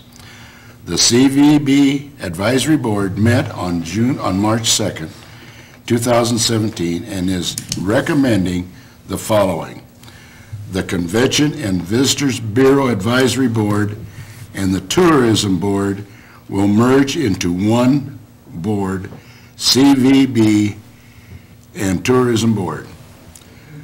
The CVB Tourism Board will line item budget for repeat organizations and events. Those organizations and events will not have to formally apply each year. New organizations and events may still formally apply each year. The focus of the CVB Tourism Board will be on the Lamar's convention venues and tourism efforts. Question, Michaela. I just wanted to make a statement from, we're on the tourism board, and just to kind of clarify what you were asking about. And again, you know, as part of the tourism board, the grants are fine. You know, they're all events that bring in tourism to Lamar's, and that's what we want. The thing, though, looking at the tourism board and trying to expand that, one thing is the bus tours, but also it's the foot traffic. And I think we all know, even from our numbers in the theater, it's not all bus tours, you know, it's people traveling through. Mm-hmm. And so when you pick up an Iowan magazine or an Our Iowa magazine, you know, Lamar's is not in there, even though we're the ice cream capital of the world. Maybe out on the interstate, you know, the billboards, some other big tourist destinations would have a billboard. My generation, we're all in our phones, you know, we're like, okay, what's there to do in Northwest Iowa? Well, we're gonna Google it, and is a beautiful website coming up with all these wonderful things to do in Lamar's. That's not, you know, the Lamar's site where you would go to pay your water bill. You know, so those things like a website, like publications, you know, I think that would promote Lamar's as a whole, and then once those people go to those specific things, or they come to Lamar's, or they pull up what there is to do in the summer, and they see the bike rally, they see ice cream days, or they're coming, you know, at Christmas time, what the city of Lamar's is offering. So as the tourism side, you know, the grants, we're totally not trying to take those away, but we're just trying to promote Lamar's as a whole, and I think that's what's missing. So whereas some of that money is still going to go to the grants, I guess what we're asking or wishing would happen is that some of that extra money would go to promote Lamar's as a whole, and with that comes promoting all of the organizations and the events that are happening. So I guess that's our take on it, at least my take on it as far as the tourism committee. Very well said, Michaela, and thank you. And I do want to share with you, you talk about an organization that has already promoted Lamar's.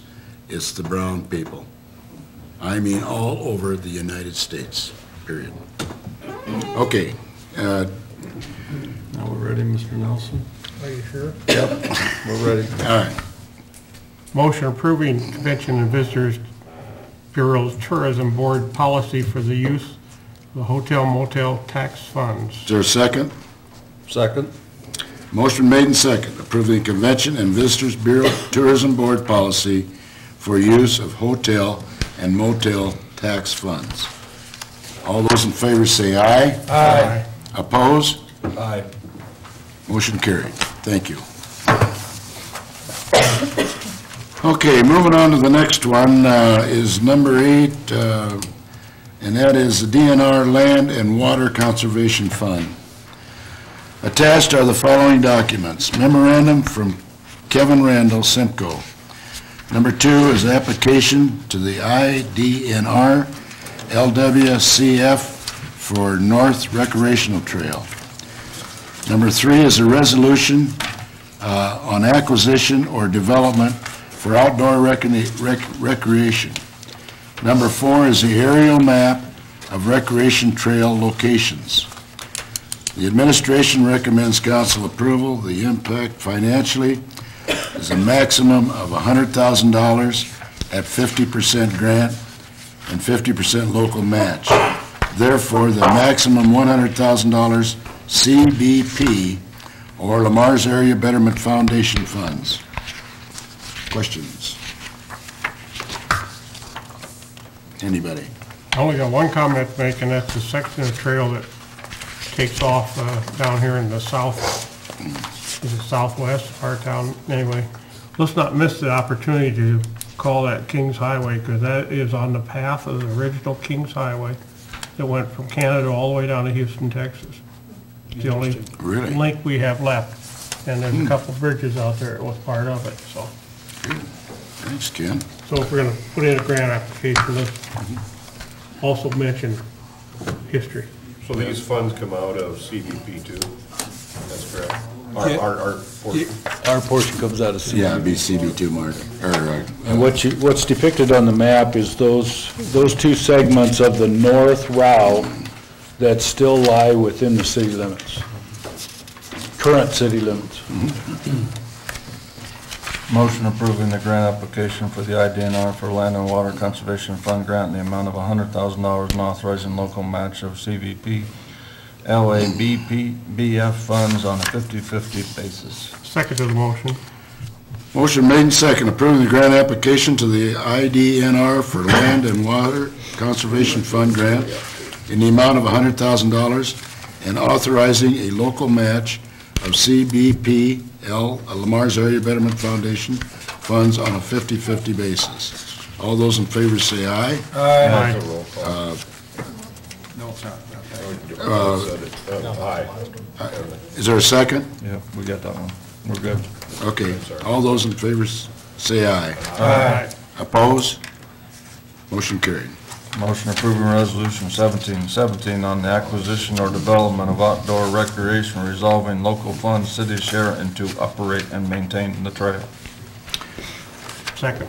Motion made and second, approving the resolution number 1717 on acquisition and development of outdoor recreation, resolving to fund local and city share and to operate and maintain the local trail. Could we have a roll call on that, Deb? Recklingham? Yes. Goodson? Yes. Wick? Yes. Knapp? Yep. Nelson? Yes. Motion carried. Thank you. Okay, number 7 on the action items is mayor's salary. The mayor currently receives $12,000 annually. It is proposed that the salary be increased to $18,000 beginning at the start of the next term. This is back because the last time we voted on this salary, we had a tie vote, which caused it to fail. I believe that we need to have a full council vote on this. So I would make a motion approving the first reading of ordinance number 940 and amending chapter 15, mayor, 15.04 compensation. Is there a second? Second. I'd like to comment before we vote anyhow. I kind of know what direction the vote is going. But I have one concern. This is a forever motion, as far as I'm concerned. Once you raise it, it's never going to go down. And we've had a mayor that's done an excellent job and continues to do an excellent job. But there is nowhere that I'm aware of that anybody has a job description of the mayor. And I think we got to, this has to come up 2 more times. But let's get some thought into what the duties are of the mayor, so somebody running for mayor would have an idea that he's going to be an ambassador and do a lot of the things that Dick has done. Otherwise, we're just raising money and somebody gets on and does nothing. So let's take the time to at least do a job description on this, what we expect from the mayor. Fair. I agree, Ken. Dick, you do a wonderful job, but my concern is that the next person may just go, you know what?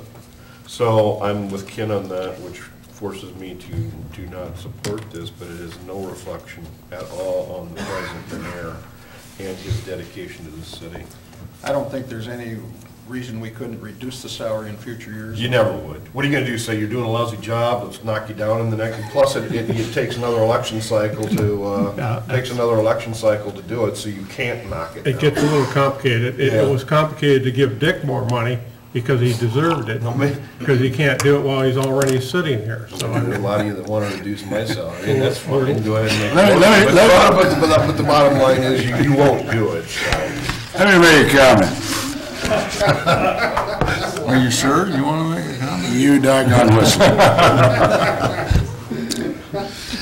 I have never, in my lifetime, on any job that I've ever had, I've asked my boss for a raise. I've always been under the philosophy that teamwork, communication, and accountability or follow-through is very important. And that's the same thing what we're doing for this city, to be very honest with you, and what we've done for the last 9 years. And I got to be honest with you, when I ran for this position, I did not run for the money. I ran because I felt that this town is one whale of a good town to live in, and I ran because if I could contribute something, it's been good to me since 1975. And I ran because I felt that if I could be bring back some leadership role, mainly, on a business-like basis, that's the reason I ran. The thing that's disappointing is this thing's been going on for 4 years about my raise, to be very honest with you. Back when Bill Cole's here, we're going to get you a raise, Mayor, but you got to wait 2 years to run the next term, right? Absolutely.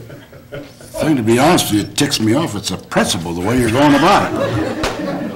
Now, if you don't want to, again, we get to run. I told you I was going to run again. Okay. Now, if you guys don't want to give me a raise, I don't give a shit. Because I'm going to tell you why. Hit the button, Jason. It ain't. I'm going to tell you why. don't worry about it. I'm not gonna go on food stamps just because of that $6,000. I'm here to do the job. Ride some more buses. And I really think, to be very honest with you, I'm the first mayor that's ever made this a full-time job. And I commend you for it, Mayor, and I tell you what, you're running this city like a business, which every government should be run. Well, I appreciate having the opportunity to blow off here, so. You I guys vote the way you want to. echo that, John. Absolutely, positively. So we got a motion yet? I don't know where we're at. And a second. We got a motion and a second. So now I call the question. Go, vote. What'd you do? Did someone second? Yes. Yes. All right. For doing what? It's a roll call. Ask Bev to call the roll. If you run again. Ask her to call. Don't worry about it. Roll call, Bev. Knapp, Yes. Nelson, Yes. Goodchild, No. Rexvenko, Yes. Wick. Yes. All right. Thank you, motion carried. Okay, now going into discussion. John, do you have anything? Nothing, Your Honor. Clark? The only thing that I've got nothing. Huh? Nope. Nothing? Okay. Steve? No. Rex? Pass. Pass, okay. Going on to the city administrator. Scott, you want to take over? Bill, you want to give your report, please?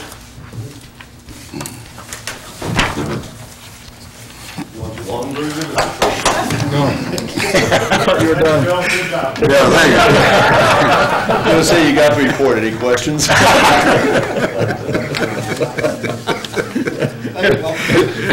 We're serious.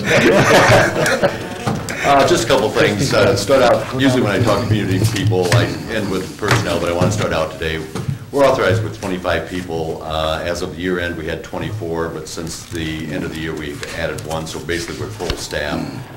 Over the past 5 years, the Bureau of Emergency and Trauma Services required us to transition into different levels. That's going to be completed this year. We're already done with that. There's two types of classifications of EMTs. One is basic life support, the other one's advanced life support. We have a total of 24 people, like I said, at the end of the year, and I think it's the first time since I've been here, half of the individuals that are on the service are considered advanced life support, which is good for the community and good for patient care. This past year, we've had, past 18 months actually, we've had 4 individuals that retired. That represented over 100 years of experience off the ambulance crew. We did see that coming. They did retire. We did fill in their openings, and we're still at, like I said, half the people are advanced life support individuals or providers. This past year, Greg Gengler was named as the Assistant EMS Director. That's working very well. He also works part-time for the Public Works, so we share that individual. For us, Greg does payroll, scheduling, compliance, bookkeeping, record keeping, stuff like that, and he also handles the computer, which I'm not that good at, so it's good to have him on there. This past year, we were dispatched 954 times, and we made 994 contacts with patients. That's up just over 3.5%. 55% of our calls were classified as basic life support calls, with 45% as advanced life support calls. 79% of our pages were due to medical responses, while 22 were fell in the range of trauma calls. Of those trauma calls, 60% were basically fall calls, which really kind of surprised me. In fiscal year 16, we generated $426,000 from the calls. Our primary payers were Medicare, was 54% of the money we received was from Medicare. General insurance was about 1/3, and then Medicaid was about 10%, and the rest were self-pays or workman's comp. In the past 12 months, we received over $40,000 in grants and donations. Out of that we got a CO2 monitor from the Community Foundation of Greater Plymouth County. We bought a bariatric cot, which was about $12,500. the city put in, I think, about $2,500, and the Community Healthcare Coalition gave us a grant for $12,857. We brought a end-tidal CO2 monitor, which, to go into what that is, will probably keep us till 6 o'clock, so I'm not going to go into that. It just helps us do what we do. The Helmsley Foundation gave us a $12,000 Lucas device, which is an automated CPR machine. And then we did some fundraisers, which bought 5 pagers and 2 portable radios. At the end of the report, you'll see some statistics and stuff like that. One thing that was kind of interesting for me was the age group that we service. If you're over age 55 to 90, chances are we'll be seeing you in the future. Unit 2. Is that supposed to be so we just pay attention when you said that? Yeah, I just threw that in there, so if you're listening. Yeah, don't take it personal, please. The other thing was the time. There was a graph in there that showed the days of the week and the hours, and there was only 2 time slots that we didn't have a call in 2016, and that was 4 in the morning on Thursday, and I think 6 to 7 o'clock on Wednesday mornings. So that's when I usually take showers. So anyway, just wanted to say thanks to the council and the administration for the support. I don't think we've ever been denied, as long as I've been here in the 10 years as director, or the 23 years prior to that, that we've ever been turned down for something we've asked. And I hope the council realizes that we don't usually ask for anything unless we absolutely need it. So with that, if there's no other questions. So where's our ambulance at? And we're building it yet, or? Actually, we meet Thursday morning at 9 o'clock to get the final punch holes, and then it's on its way. Cool. Any other questions for Bill? Well done. Thank you for the report, Bill. Good job. You guys do a real good job. Sure do. Come on up, Shirley.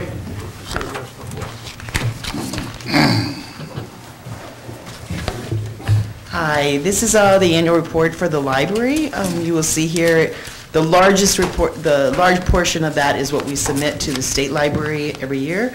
And I pulled out some highlight numbers for you. In the interest of time, I'm not going to go through everything, of course, just to let you know that we are staying busy, seeing a lot of people. We have gotten survey results back. We're participate in the project outcome survey mechanism by the Public Library Association. And I just want to point out on behalf of the staff that in almost every item where we're surveyed, our survey scores exceed the state average, and in many cases the national average. So that's in large part due to all the work that the staff does. Other than that, just some other inserts talking about how people view the library. 75% report their children maintain or increase their reading skills because they're part of the summer reading program. It also results in children reading more often and using the library more often. And of course, we know that lifelong learning is important to the well-being of anyone. And one of those sheets will also show you that people who were part of the first ever adult reading program in the summer talked about that they learned something new or experienced something new from that. By 80%, they enjoyed reading more, they read more often, and they used the library more often. So those are good numbers to see us pull in. I'll just ask if you have any questions at this time. Any questions for Shirley? You got plans for when you're going to move? We feel that that will be happening in April. We will be getting the keys to the Eagles Club probably on April 17th. Demolition will happen by May 1st, if hopefully maybe sooner, depending on what we can do on our end. And then the wheels are in motion, as they say. And your committee for the move is progressing, getting things lined up, and We went over on Monday and took measurements for the Eagles Club, so that will help us know what volume we can put in that facility. And then we know what we can box up and store versus what we can box up and move and display again. So now that we have those measurements, we can do a lot more calculations. Premier also joined us on that, viewing that new site. taking a look at what we can put where as far as telecom, internet. Okay. Okay. Any other questions for Shirley? Thank you. Thank you, Shirley. Yeah.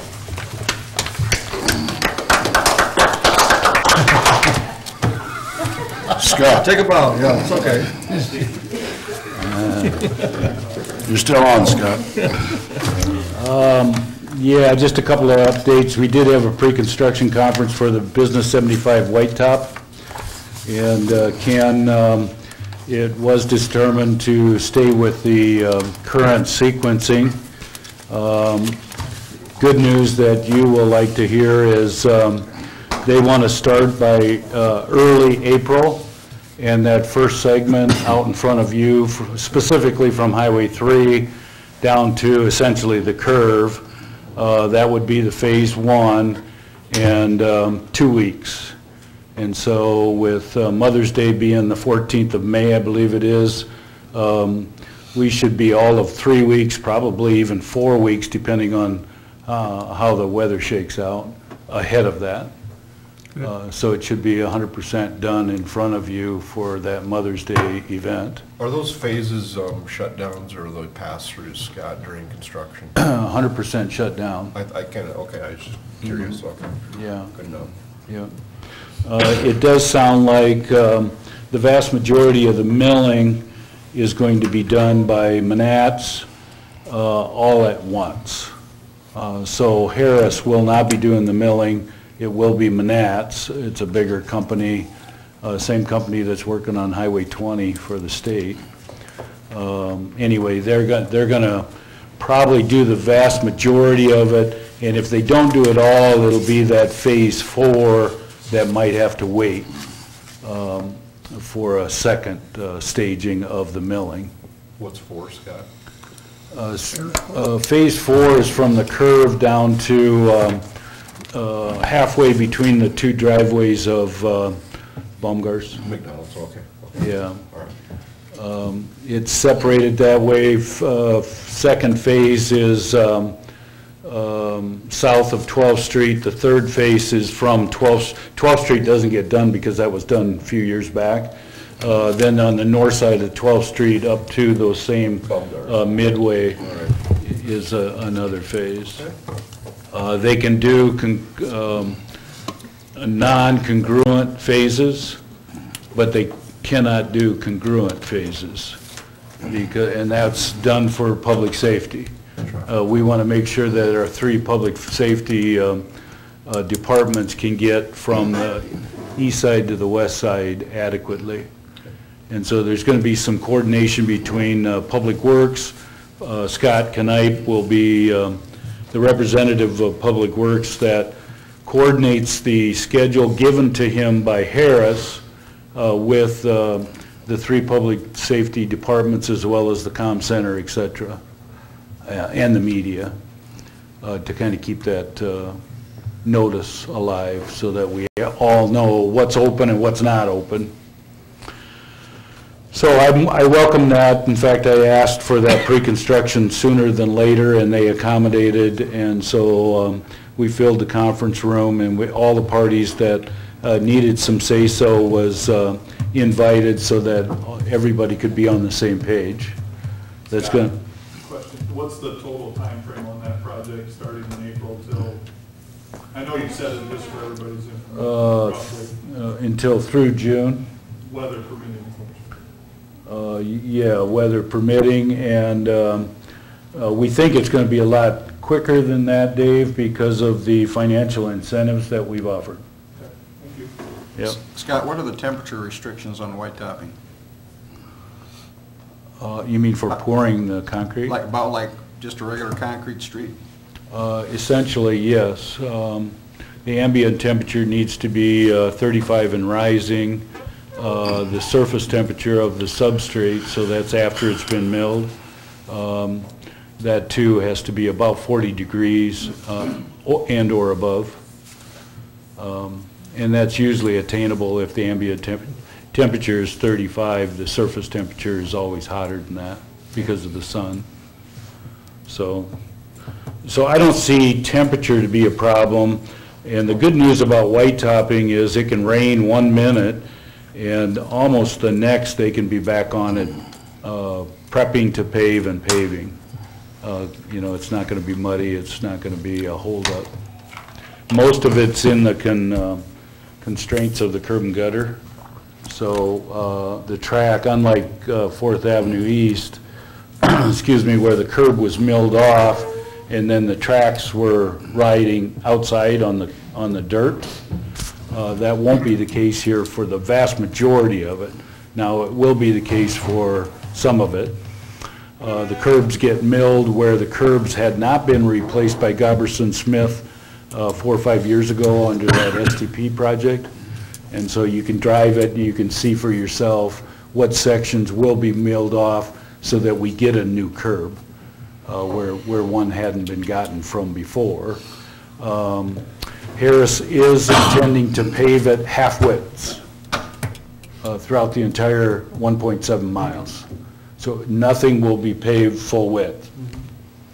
So I look forward to the project, and Slofeld Engineering through Pat Bickett, who's been in the chambers a number of times, he will be the engineer of record overseeing it. CTS will be doing some testing. Staking will be done by Slofeld.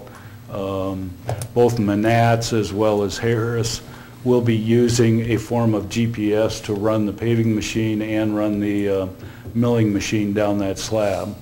So accuracy should be really good based on the digital information provided by Slofelds. Inner manhole cover should end up flush. We harped on that during the meeting, and every effort possible to make that happen, John. You know, when the county did it, they had to run that machine afterwards to say that the slope was not good enough and stuff like that. We're going to do that during the process, right? So we're going to know if it's not level or if it's too high or too much or whatever. Do we have those specs in the agreement document? What you're referring to under the state, I'm assuming here, is probably a smoothness spec. Yeah, I think that's what it was. And at the lower speeds, all jurisdictions that I know of don't bid a smoothness spec. Okay. We did not bid a smoothness spec on this project. Okay. Will they be able to correct it during the pouring, any mistakes that were made last fall? I'm using my place as an example. They tore out that new curb of 5 years ago and put in a new curb. Unfortunately, now the water sits about 1.5 inches in front of me that used to run away. Is it possible to correct that one during the paving process? Is it sitting on the asphalt portion or the PC portion? On the concrete section, yeah. Ooh. They just got too low in that spot.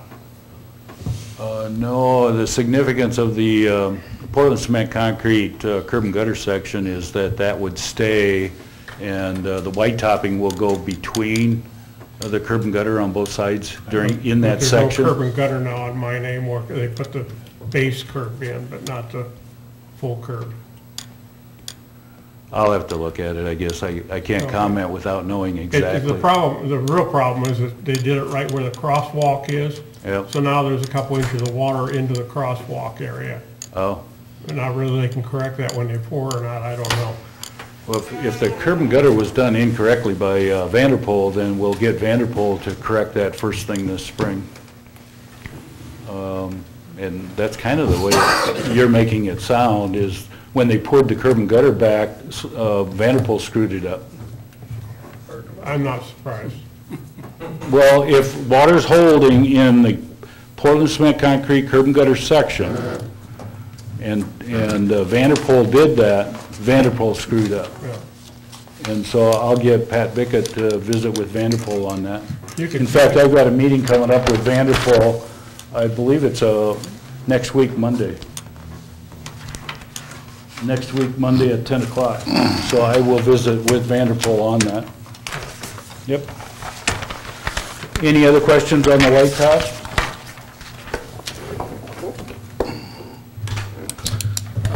The next thing I've got is we've got a lot of movement on CBP projects, and I gave a real thorough update to the Lamar's Area Betterment Foundation. I probably won't do that quite that thorough. Needless to say, we have broke into essentially 4 buildings that are all part of the CBP at O'Toole Park and the Municipal Park. So it's the restroom facility at O'Toole that we're going to be working on. The demo is done. A number of things have been ordered, like the windows and the roofing. And so you'll start seeing some fairly major activity at that facility. The park house is no longer going to be a house. It's going to be a clubhouse for the campers, and it's been fully gutted, basement and first floor. So it's been taken down to the concrete in the basement. It's been taken down to the studs on the upper level. We've created a back entry into what's going to be the public space, and then the east side of the building will be the space for check-in, check-out, for the manager to sell his services and wares out of that area. He will be parked, he or she, will be parked outside of that building on the south side, and then operate out of that building as the campers and RVs come and go. The restroom / showers for the campers are going to be in that 2-stall garage, and that too has been fully gutted on the inside. A number of arrangements been made for the doors, the windows, the saw cutting for the plumbing, the electrical, and the roofing on that building. And so you're going to see quite a bit of activity in the weeks to come on that. A lot of effort has been put forth on the Municipal Park Shelter House. Again, all the demolition has been done. A lot of the new improvements are already going in, and that includes the serving counter for the catering kitchen, the catering kitchen itself, the bar and the back bar that are all in that what used to be a dark space and has been opened up to the rental space. 3 arches have been placed between the rental space and the bar / kitchen area. A lot, as Dick pointed out with Mr. Campbell, a lot of the electricals going in. Feeney is doing the heat pumps, and so arrangements have been made with that. There's been a misnomer on some of the data that we have been using, and it said the roof would be replaced. I don't know where that came from. I didn't catch it. The roof is not going to be replaced. Those cedar shakes stay on there. We will be putting cedar shakes at O'Toole, and we will be putting cedar shakes on that new restroom shower for the campers. But the cedar shakes on this building stay. Flooring has been determined, lighting has been determined, and so we're just waiting for the right staging of having some of those other subcontractors and materials suppliers to come in. It is still our goal to have really an open house in May and have it fully functional by Memorial Day. We'll see if we can get that accomplished. We've had a big powwow meeting with JEL and Associates. They're the engineering firm that has agreed to do the work. You approved the contract to do the work on the campgrounds, and we've had our first kickoff meeting. There will be a couple of more as time goes on, but they've gotten a lot of input from, there had to be 12, 15 people in that conference room. We really should have moved back to this room because it was crowded, and a lot of input came out during that meeting. So I thank everybody that was in attendance, because that gives good input to our consultant, and we'll have a better job because of it. Timeline on the replacement of the trail? The trail is contracted for, and I intend to pull the trigger on that first of spring. Good. Yeah, I want to get that back in so that people can enjoy the trail even while we're building the campsite. So. You mentioned O'Toole Park. The work there, could that affect the street light there? A constituent has expressed to me that the light is erratic at best.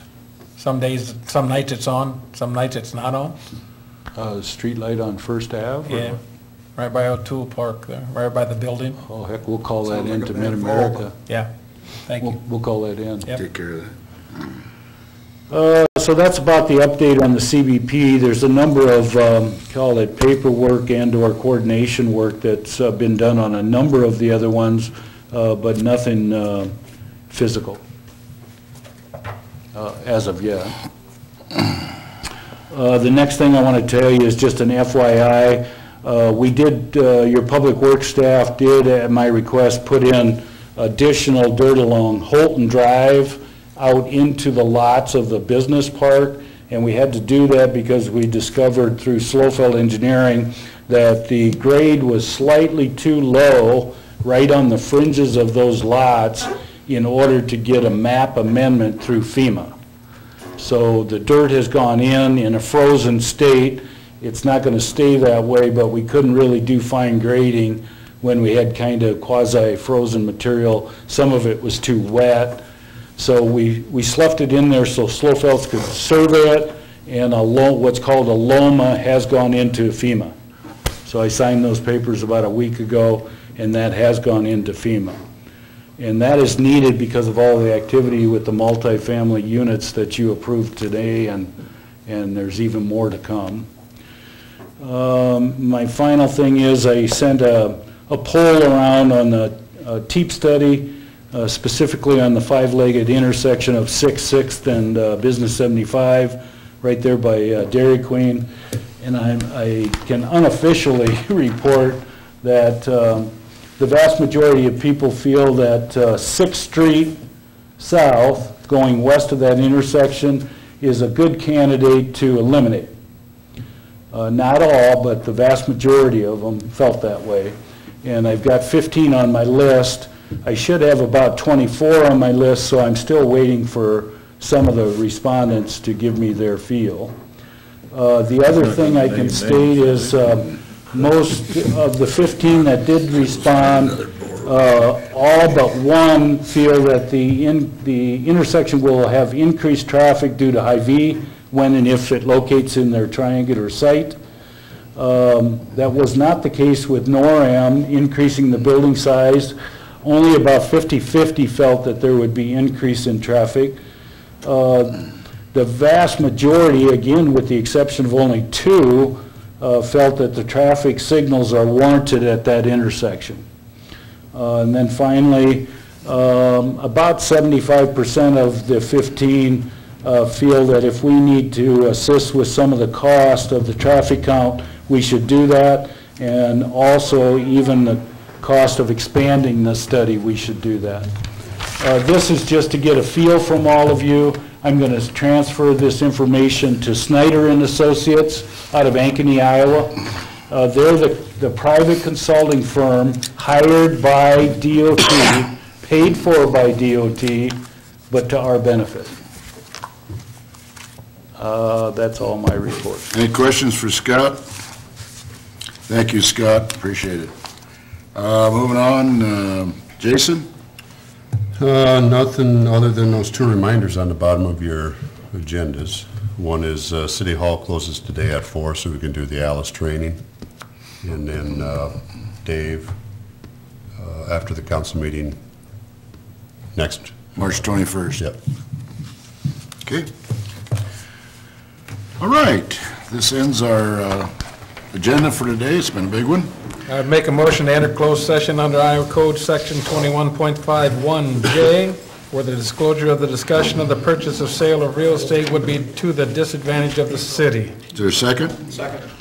Motion made and seconded to enter closed session under Iowa Code Section 21.51J, where the disclosure of the discussions of the purchase of or sale of the real estate would be to the disadvantage of the city. Do we have a roll call on that, Beth? I did. John did. Matt? Yep. Nelson? Yes. Goodchild? Yes. Wick? Yes. Motion carried. You don't get any extra pay for that motion either.